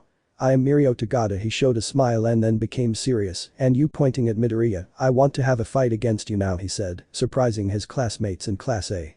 Midoriya. It's fine by me, he showed a confident smile, but the teacher decides. He looked at Izawa and sighed. Izawa. Fine, I'll allow it, he said, making Midoriya and Mirio smile, but first you have to face Class A, he said, surprising everyone, so get ready. Class A high. Standing up from their haciendas. Time after. Everyone was in a gym, I don't remember the name, with sports uniforms in front of Mirio, who was stretching along with the teacher, were Midoriya, Bakugo and Todoroki watching everything. Izawa. Aren't you going to fight? He asked, looking at the blonde and the two colored. Bakugo. I'm not interested in that extra, he said, closing his eyes. Todoroki. I want to study their movements before fighting, he said, seriously looking at his companions. Izawa. Fine, do what you want, he said, to look at his students and shout, okay guys, apply what you have learned and make an effort. Mirio. Well, who starts? Getting into a fighting stance. Hiroshima. I'll go, he said, activating his quirk. Sato. I'll go with you, he said, eating sugar and running towards Mirio, who just smiled. Mirio. Well, two brave ones, but he said as he disappeared from everyone's sight. Hiroshima. Where did he go? He said, looking around. Iida. Wait, these are just your clothes, he said, seeing the clothes thrown away. Momo. We have to be alert, he said, having his creation activated. Mirio. You always have to finish off the long-range ones, he said, appearing in front of Jiro, who hit him in the stomach, surprising everyone except Bakugo and Midoriya. Enki. My Jiro, he said, running towards Jiro, but was received by a blow from Mirio, who disappeared again. Shoji. Where did he didn't finish because he received a blow to the stomach. Momo. It can't be, he's too fast, she said, activating her creation and creating a shield. This is she didn't finish because Mirio appeared and went through the shield. Mina. Yeah, Momo. She shouted worriedly but also received the same blow. Mirio continued doing the same until he finished with more than half of Class A. Only one thing that angered Bakugo was that Mirio hit Tsuyu, but he was stopped by Midoriya, who was serious. Only a few of the class remained, like Iida, Sato, Kota, Ajiro, Toru, Kirishima, Achako. Mirio power. He shouted as he dealt the final blow to one of these teammates. Todoroki. He finished off more than half the room, he said in amazement. Izawa. Tagada Mirio, he said seriously, drawing the attention of the three young men, is the best, currently number one even among professionals. He is the candidate for the next symbol of peace. Mirio. Well, only the hand-to-hand combat ones are missing, he said, looking at the rest. Kirishima. How the hell are we going to beat him? That guy is invincible. He said, a little dejected. Mirio. Don't say that, he said, getting into a fighting stance. Midoriya. Kitsuki, Todoroki, he said, calling the attention of the two at his side. When the Tintin with steroids knocked out our companions, he said, clenching his fists, I want you to remove everyone from the ground and place them here. Understood, he said seriously and angrily looking ahead. Todoroki. Why should he? He didn't finish as Bakugo placed his hand on his shoulder. Bakugo. Understood, Izuku, he said seriously, and then looked at Todoroki. Listen to him, he's angry, he won't listen to reasons, and don't worry, he'll avenge your girlfriend, he said seriously, making Todoroki blush a little. Todoroki understood, he said seriously, but with a blush on his cheeks. In the fight, Mirio had already finished off Iida, Sato, Kota and Ajiro, leaving them lying down, and only 3 Alferni remained of him. Mirio. Well, I want to try something new, he said, and then purple rays came out around him. 1 for all, full power 5%, he said in his mind, seeing the 3 that remained. This surprised some but more Midoriya and Bakugo because they knew what power it was making them angry and that Mirio at great speed went directly to Kirishima, who could not react in time, was hit in the stomach, leaving him lying, then turned around and see. Toruin also hit in the stomach, leaving only Achako, who got into a fighting stance, but it was no use since Mirio was fast and hit hard in the stomach, knocking her out. "Mirio Poir," he shouted, making a pose. "Now you continue with your brulee," he said with a confident smile, pointing at Midoriya, who had his eyes covered with his hair. "Midoriya. Kitsuki," Todoroki called them. "You know what to do," he said, so the other two could take Rana. His teammates carefully. Izuku saw how Uraraka was unconscious and clenched his fists tightly and began to walk to the center of the gym. "Mirio. Jojo, I see you're ready," he said, looking at him with a smile. "Midoriya. I'll just tell you one thing," he said seriously and releasing a killer instinct that made Mirio tense. "Mirio. What thing?" he said nervously. "Midoriya. Nobody," he said, clenching his fists. "But absolutely nobody," he said, looking up and scaring Mirio. "Touch Achako," he shouted, hitting the ground and making several people scream on the ground where several pillars came out. "And I know I've used the pillars a lot, but we all know that Deku's quirk is more for killing, and we remember that he's undercover and can be discovered, but don't worry, the deaths will come." "Izawa. That's the same movement I used with Gang Orca," he said, surprised seeing his student. "Todoroki. That's all his strength," he said, surprised. "Bakugo. No, that's not all," he said, earning the looks of the two men Izuku has always held back in fights. "Now with the anger he is showing 70% of his full strength," he said seriously, surprising both of them. "Izawa. That's only 70, and you," he said, looking at Bakugo. "Bakugo. That's why sometimes I follow Izuku," he said, showing a smile seeing Midoriya, who was manipulating the pillars. "I am weaker than him, even though I have a strong quirk," he said, looking at his arms. "He is superior. My 100% for him, it is 80% of his strength," he said, watching how Izuku directed several pillars in front of Mirio. "Mirio. You think that will stop me?" Broccoli said, crossing the floor. "That's nothing," Po said, appearing in front of him, but was interrupted by a strong blow to the face. "But how?" he said, surprised by the blow. "Midoriya. That's fail," he said, so that several pillars stood behind him. "You have two quirks," he said, surprising Mirio. "The first is a kind of super strength, right?" he said, tensing Mirio, "and the other is to cross. But that quirk has a problem," he said, surprising those present. "You have to leave a part of your body so that it receives oxygen," he said with a smile. "You are not that strong after all." "Najire. It can't be discovered by Mirio," she said, surprised. "Tamaki. I hit him too," he said, scared. "Mirio. If you want to surprise me," he said, looking at Midoriya, "but I will beat you," he said while activating the OFA. "Midoriya. You're an idiot," he said with a smile. "You can only use one quirk at a time, right?" he said, watching Mirio hit the pillars. "Now," he said, placing his hands on the ground and walls appeared behind the green-haired man. "This is over," he said with a smile. All of Midoriya's classmates looked at this in amazement as several walls that had several pillars came out of the 6 walls directly at Mirio, who saw everything in surprise as they approached him at full speed. "Mirio. I think it's over," he said, and then received the blow and caused a large smoke screen.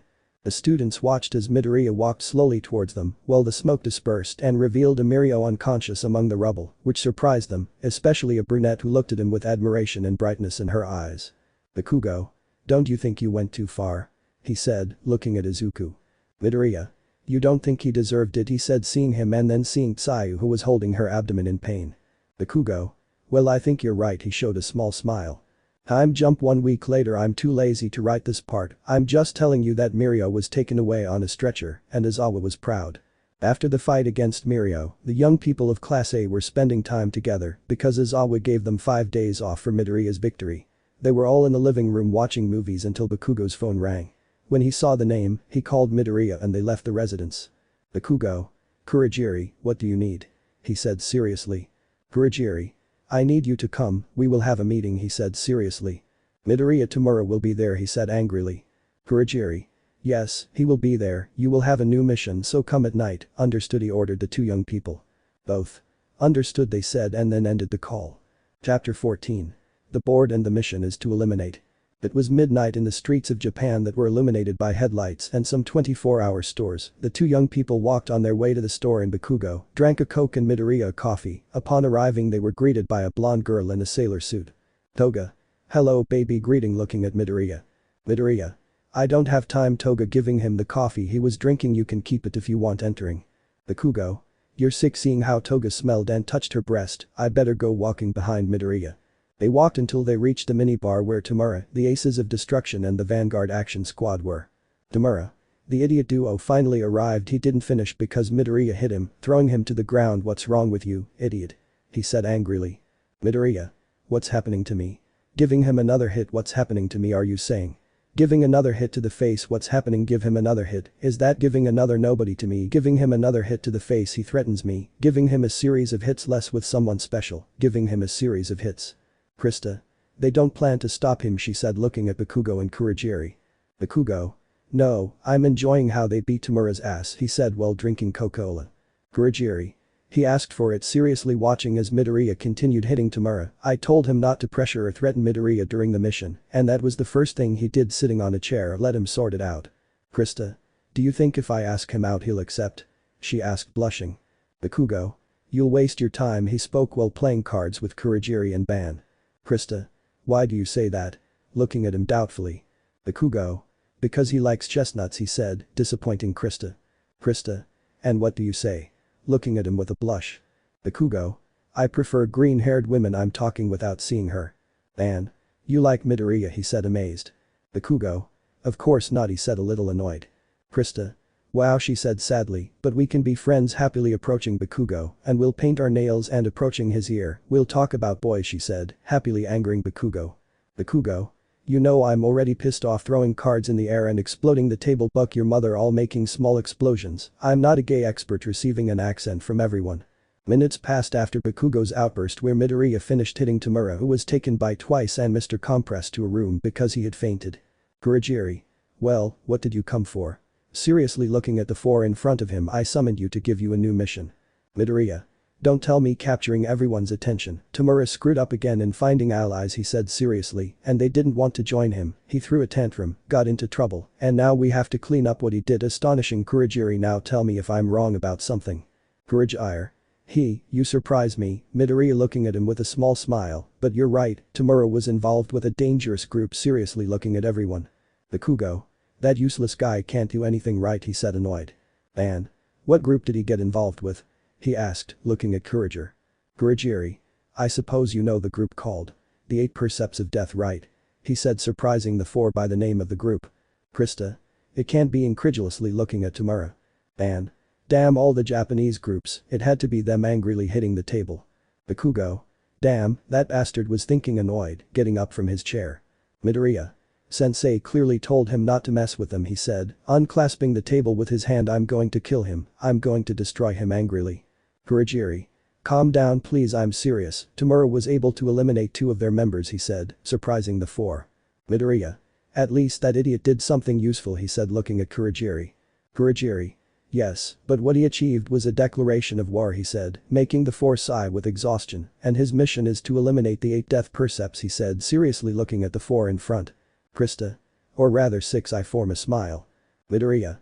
We will do it well, we will finish off the death percepts, he said with a determined look. And? Haha, they will know the strength of the 4 aces together, angry. Kurogiri. Very well boys and girl looking at Krista, your mission will be tomorrow night, understood, he said looking at the 4. 4.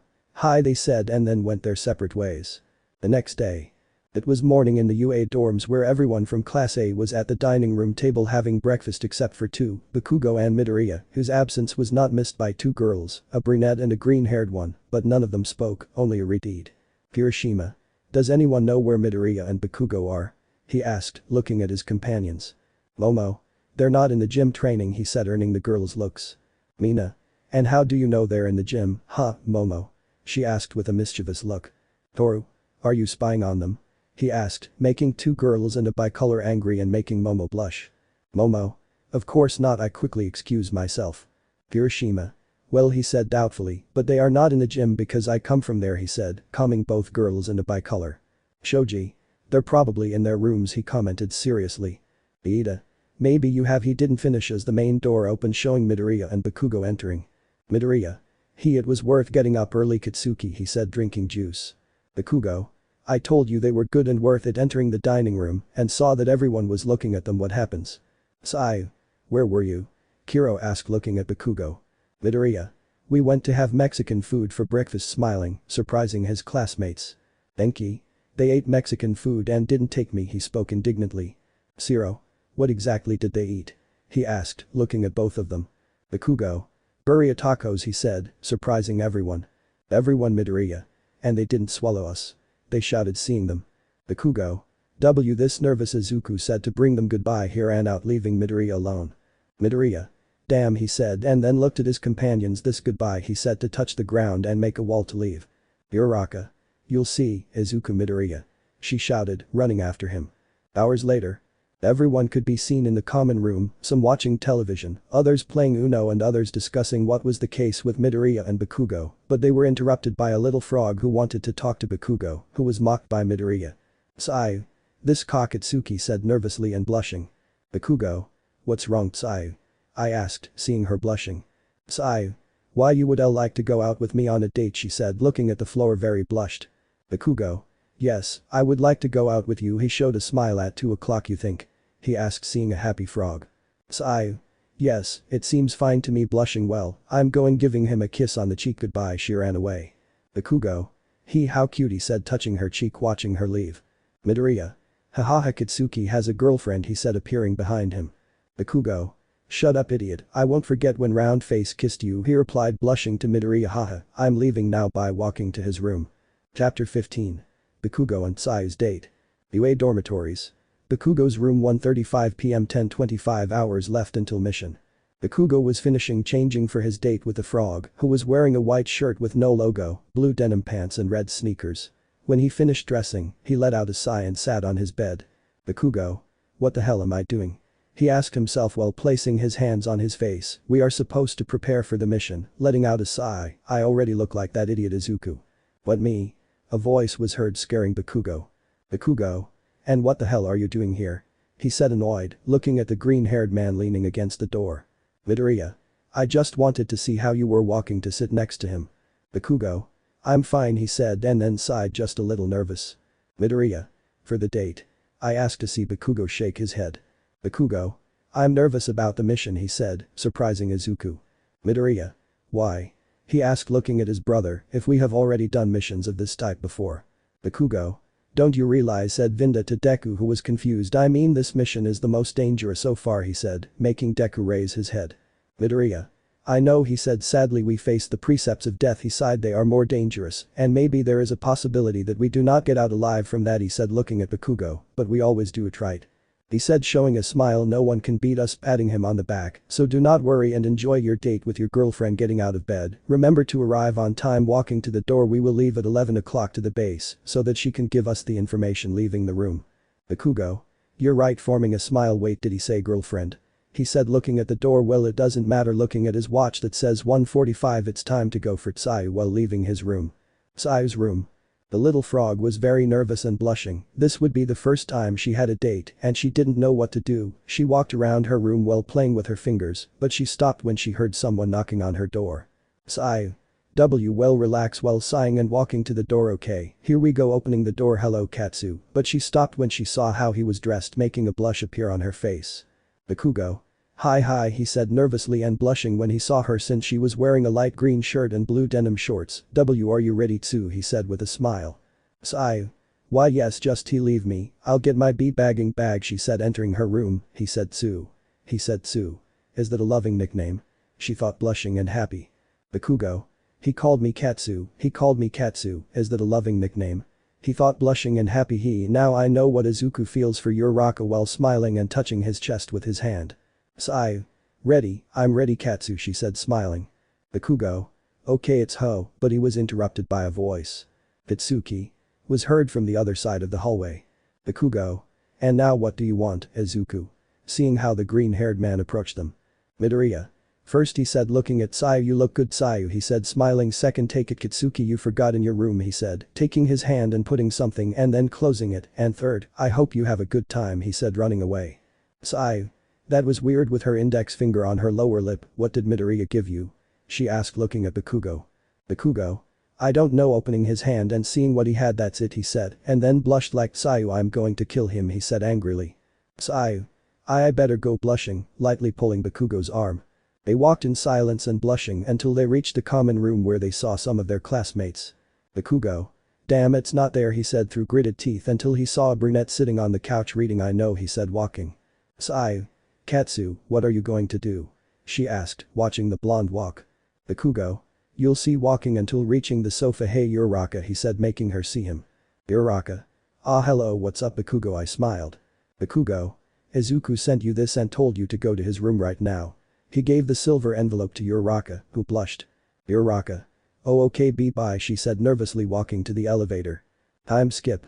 We can see Bakugo and Tsuyu walking through the streets of the city while talking very animatedly until they passed near a park where the girl showed great emotion and dragged Bakugo to the swings. Tsuyu.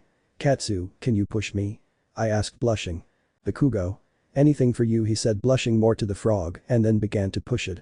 They spent several minutes playing on the park games while smiling and laughing. Once they finished, they resumed their walk to a small restaurant where they ordered their food. Tsuyu. Tell me Katsu, why did you agree to go on a date with me? She asked, looking down. Bakugo.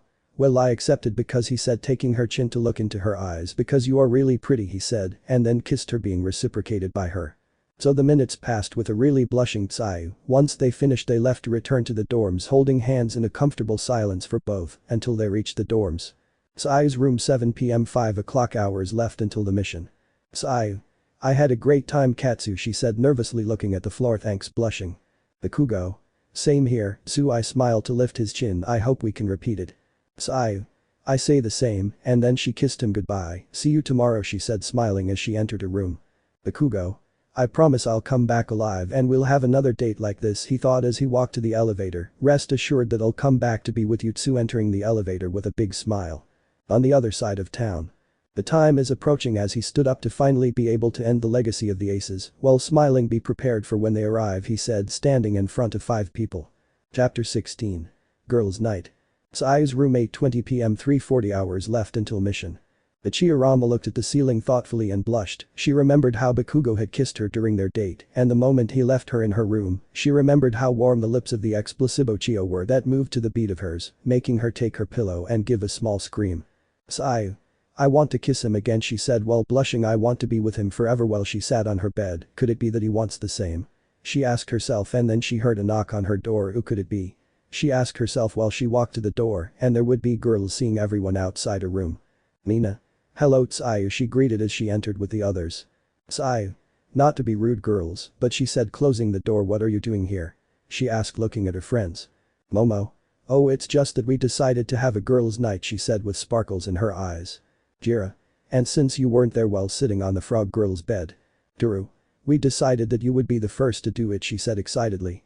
Tsuyu. Okay girls, she smiled looking at her friends, but next time tell me, and what do you plan to do? She asked while sitting on the floor with the others.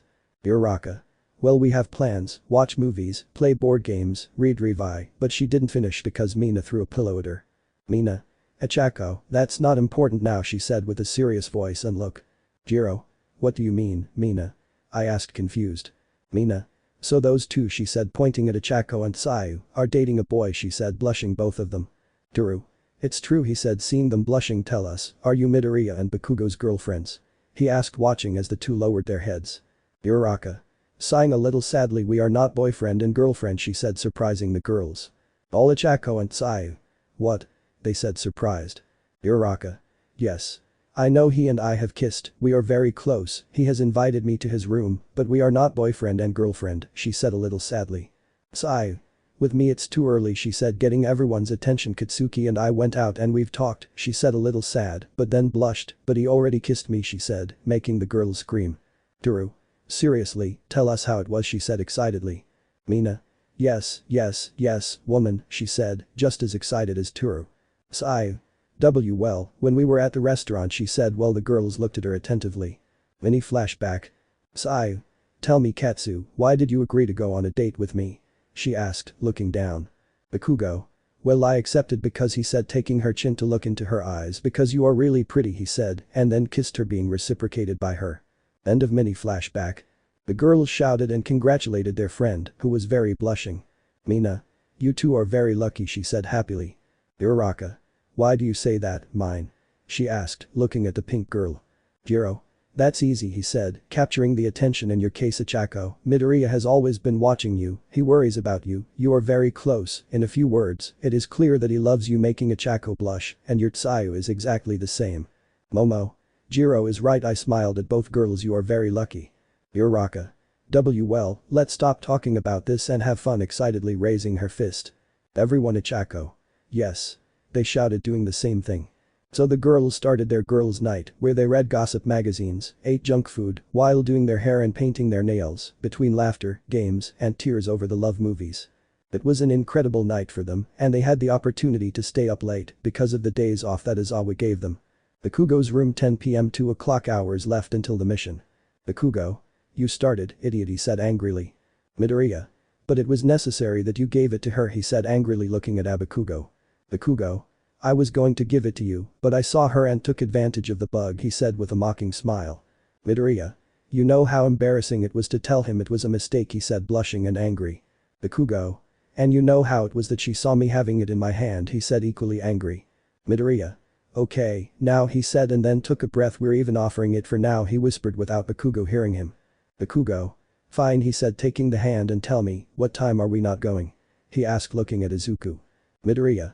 That's why it was good from the beginning, leaning on the door. It's best to go now, he said, looking at his watch. There's only 1:40 min left. I think it's better to go now, he said, opening the door. Bakugo. Good, walking behind Midoriya and the suits? He asked, walking next to him. Midoriya.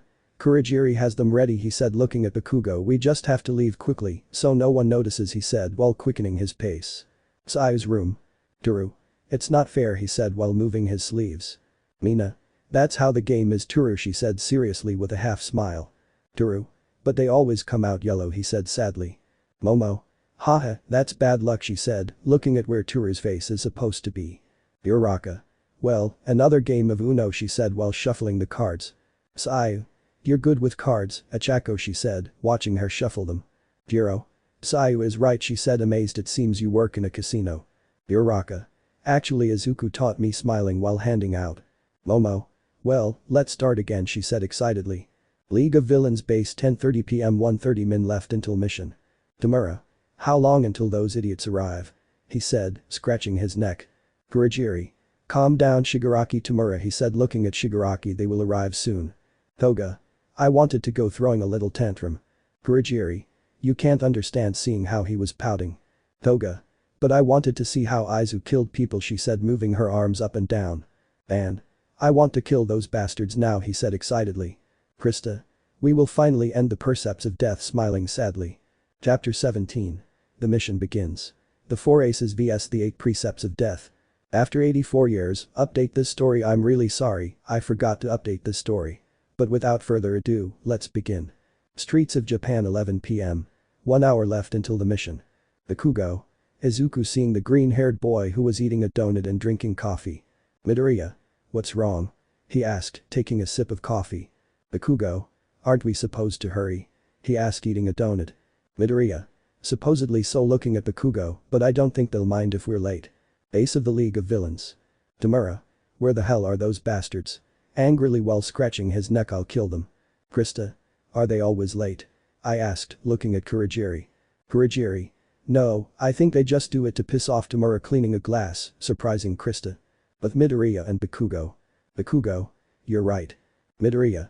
Yes, but we have to go. I want to kill those bastards now.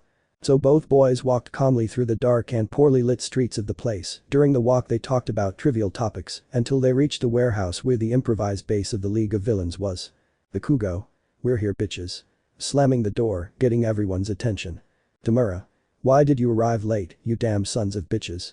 He shouted, asked, looking at both young men. Midoriya. He's sorry, it's just that a black cat crossed our path and we had to take the long way, looking unconcerned at the angry Tamura. Tamura. Now they are dead, walking angrily towards Midoriya. Kurogiri. Placing himself in the middle of both. Calm down, Shigaraki. Tamura. At least they arrived, while he looks at Bakugo and Midoriya. Tamura. TSK, clicking his tongue. Well, I hope at least they kill those bucking bastards, as he left the place. And he is angry watching Tamura leave, but oh well. Krista. Midoriya, she said, getting the freckled boy's attention. We have to go or else dawn will come and everything will go to shit, seriously looking at how the green-haired man sighed. Midoriya. You're right, looking at the girl and then seeing Kurogiri. Can you give us the address, Kurogiri? Kurogiri. Of course, he answered and then handed over a folder. Here is the address of your base, its members and their quirk. Midoriya. Thanks, Kurogiri, taking the folder and seeing the other 3. We have to go, walking towards them. We have to remove some garbage from the road. The 3. Hi. coming out behind the green-haired man. Kurajiri. Good luck guys, he thought with a smile as he watched the four leave. Toga. I wanted to go with them, pouting. We're compris. Calm down little Toga, our moment will arrive very soon, he commented standing next to the girl. Kurajiri. Compris is right, Toga looking at the blonde, very soon you will enter the game. Toga. Okay, crossing her arms. Streets of Japan 0 AM, the mission begins. In a black car were the four boys and a girl on the way to the base of the Precepts of Death. They were completely silent, listening to the music that the car radio provided them, or so it would be if it weren't for a blonde who decided to speak. Krista. Midoriya, seeing the green-haired man sitting in the passenger seat, can you tell us the quirks of the Precepts? She asked, seeing how the freckled man opened the folder to check the papers. Midoriya. Let's see, looking at the sheets, well first it's Rakia Katsukam, quirk.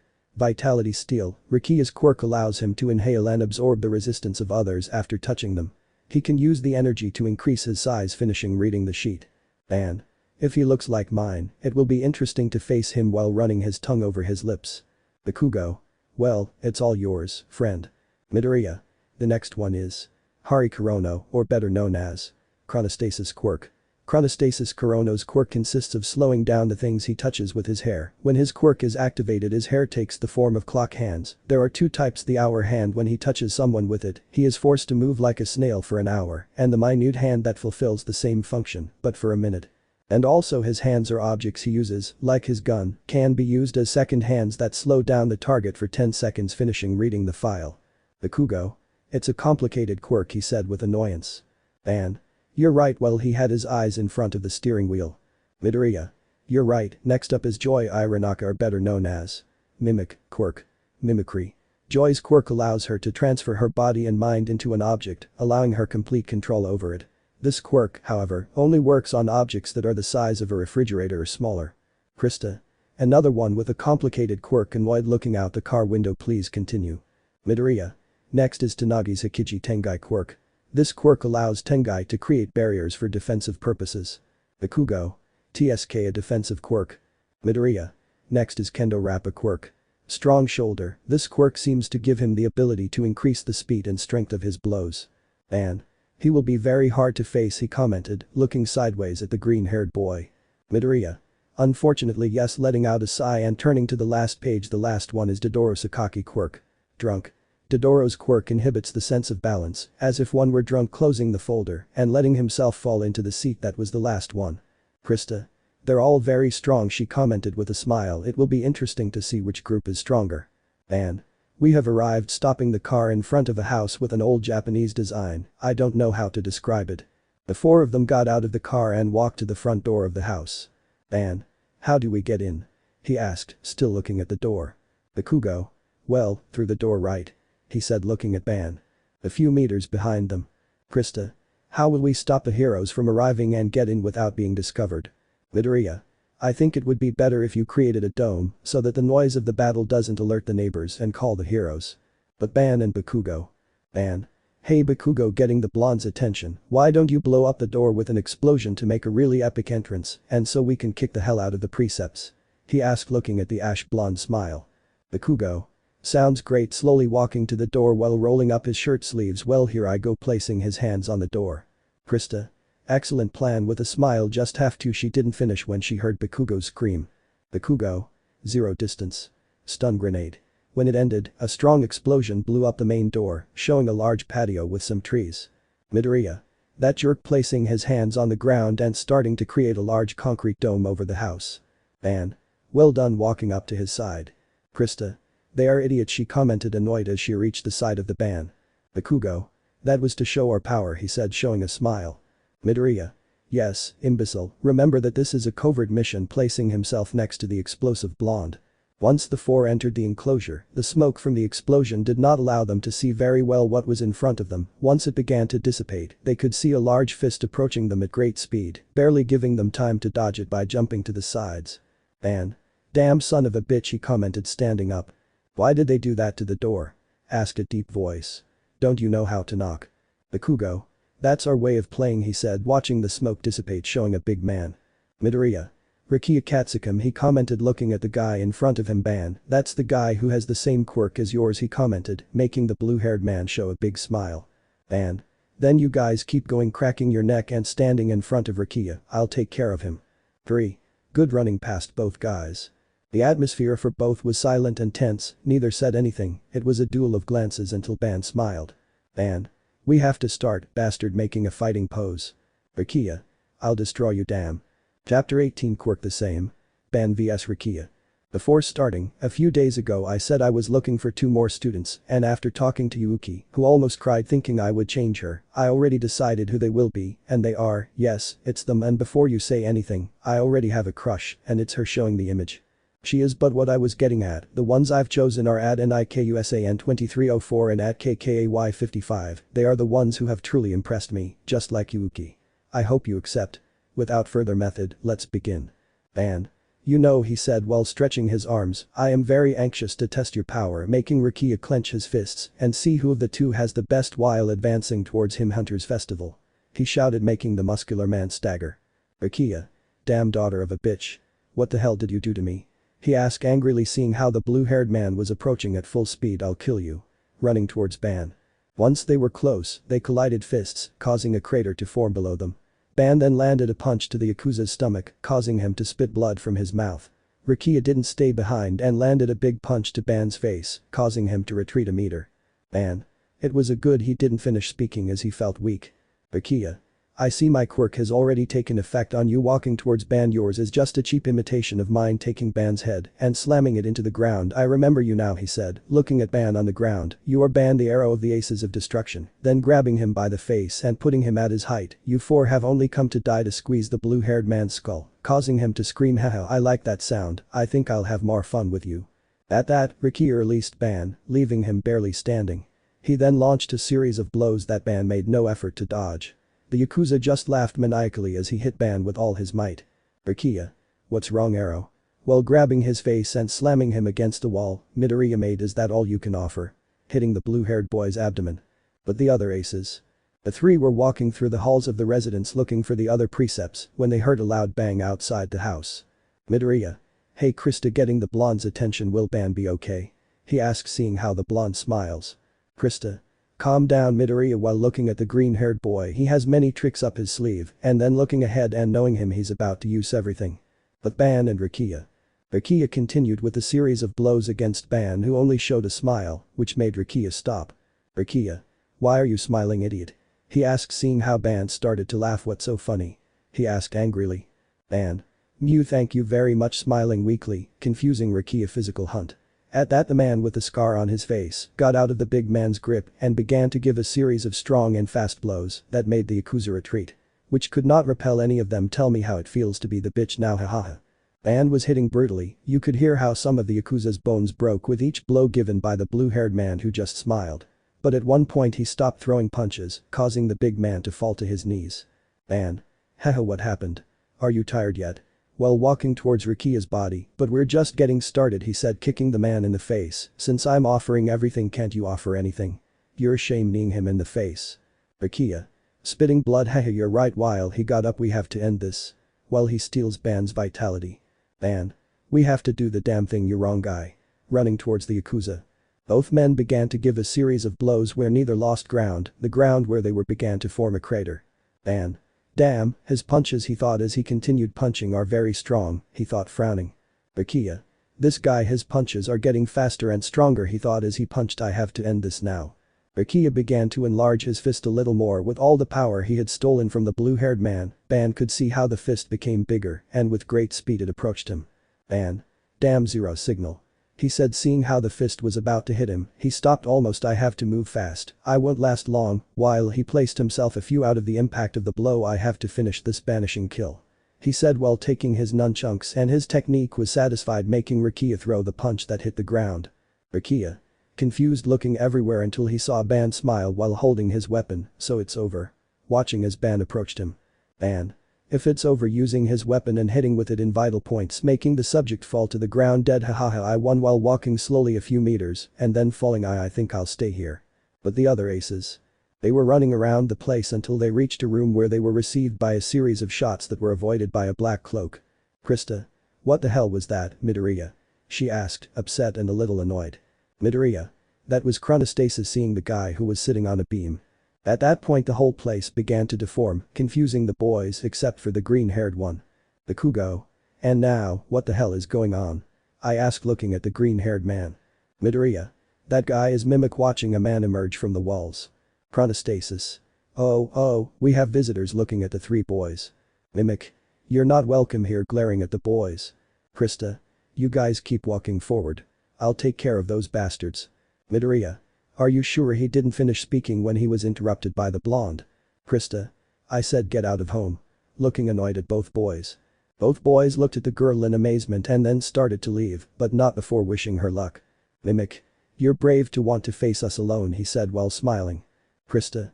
You think I'm locked up with you, looking at both men, but you're very wrong to begin to free the black mass from her. You are locked up with me. While throwing the blow. Let me know in the comments below if you guys want the next part. Also check out my other video that has been shown and left. Thank you for watching. If you enjoyed this video please like and share this video. And have a fantastic day. Bye.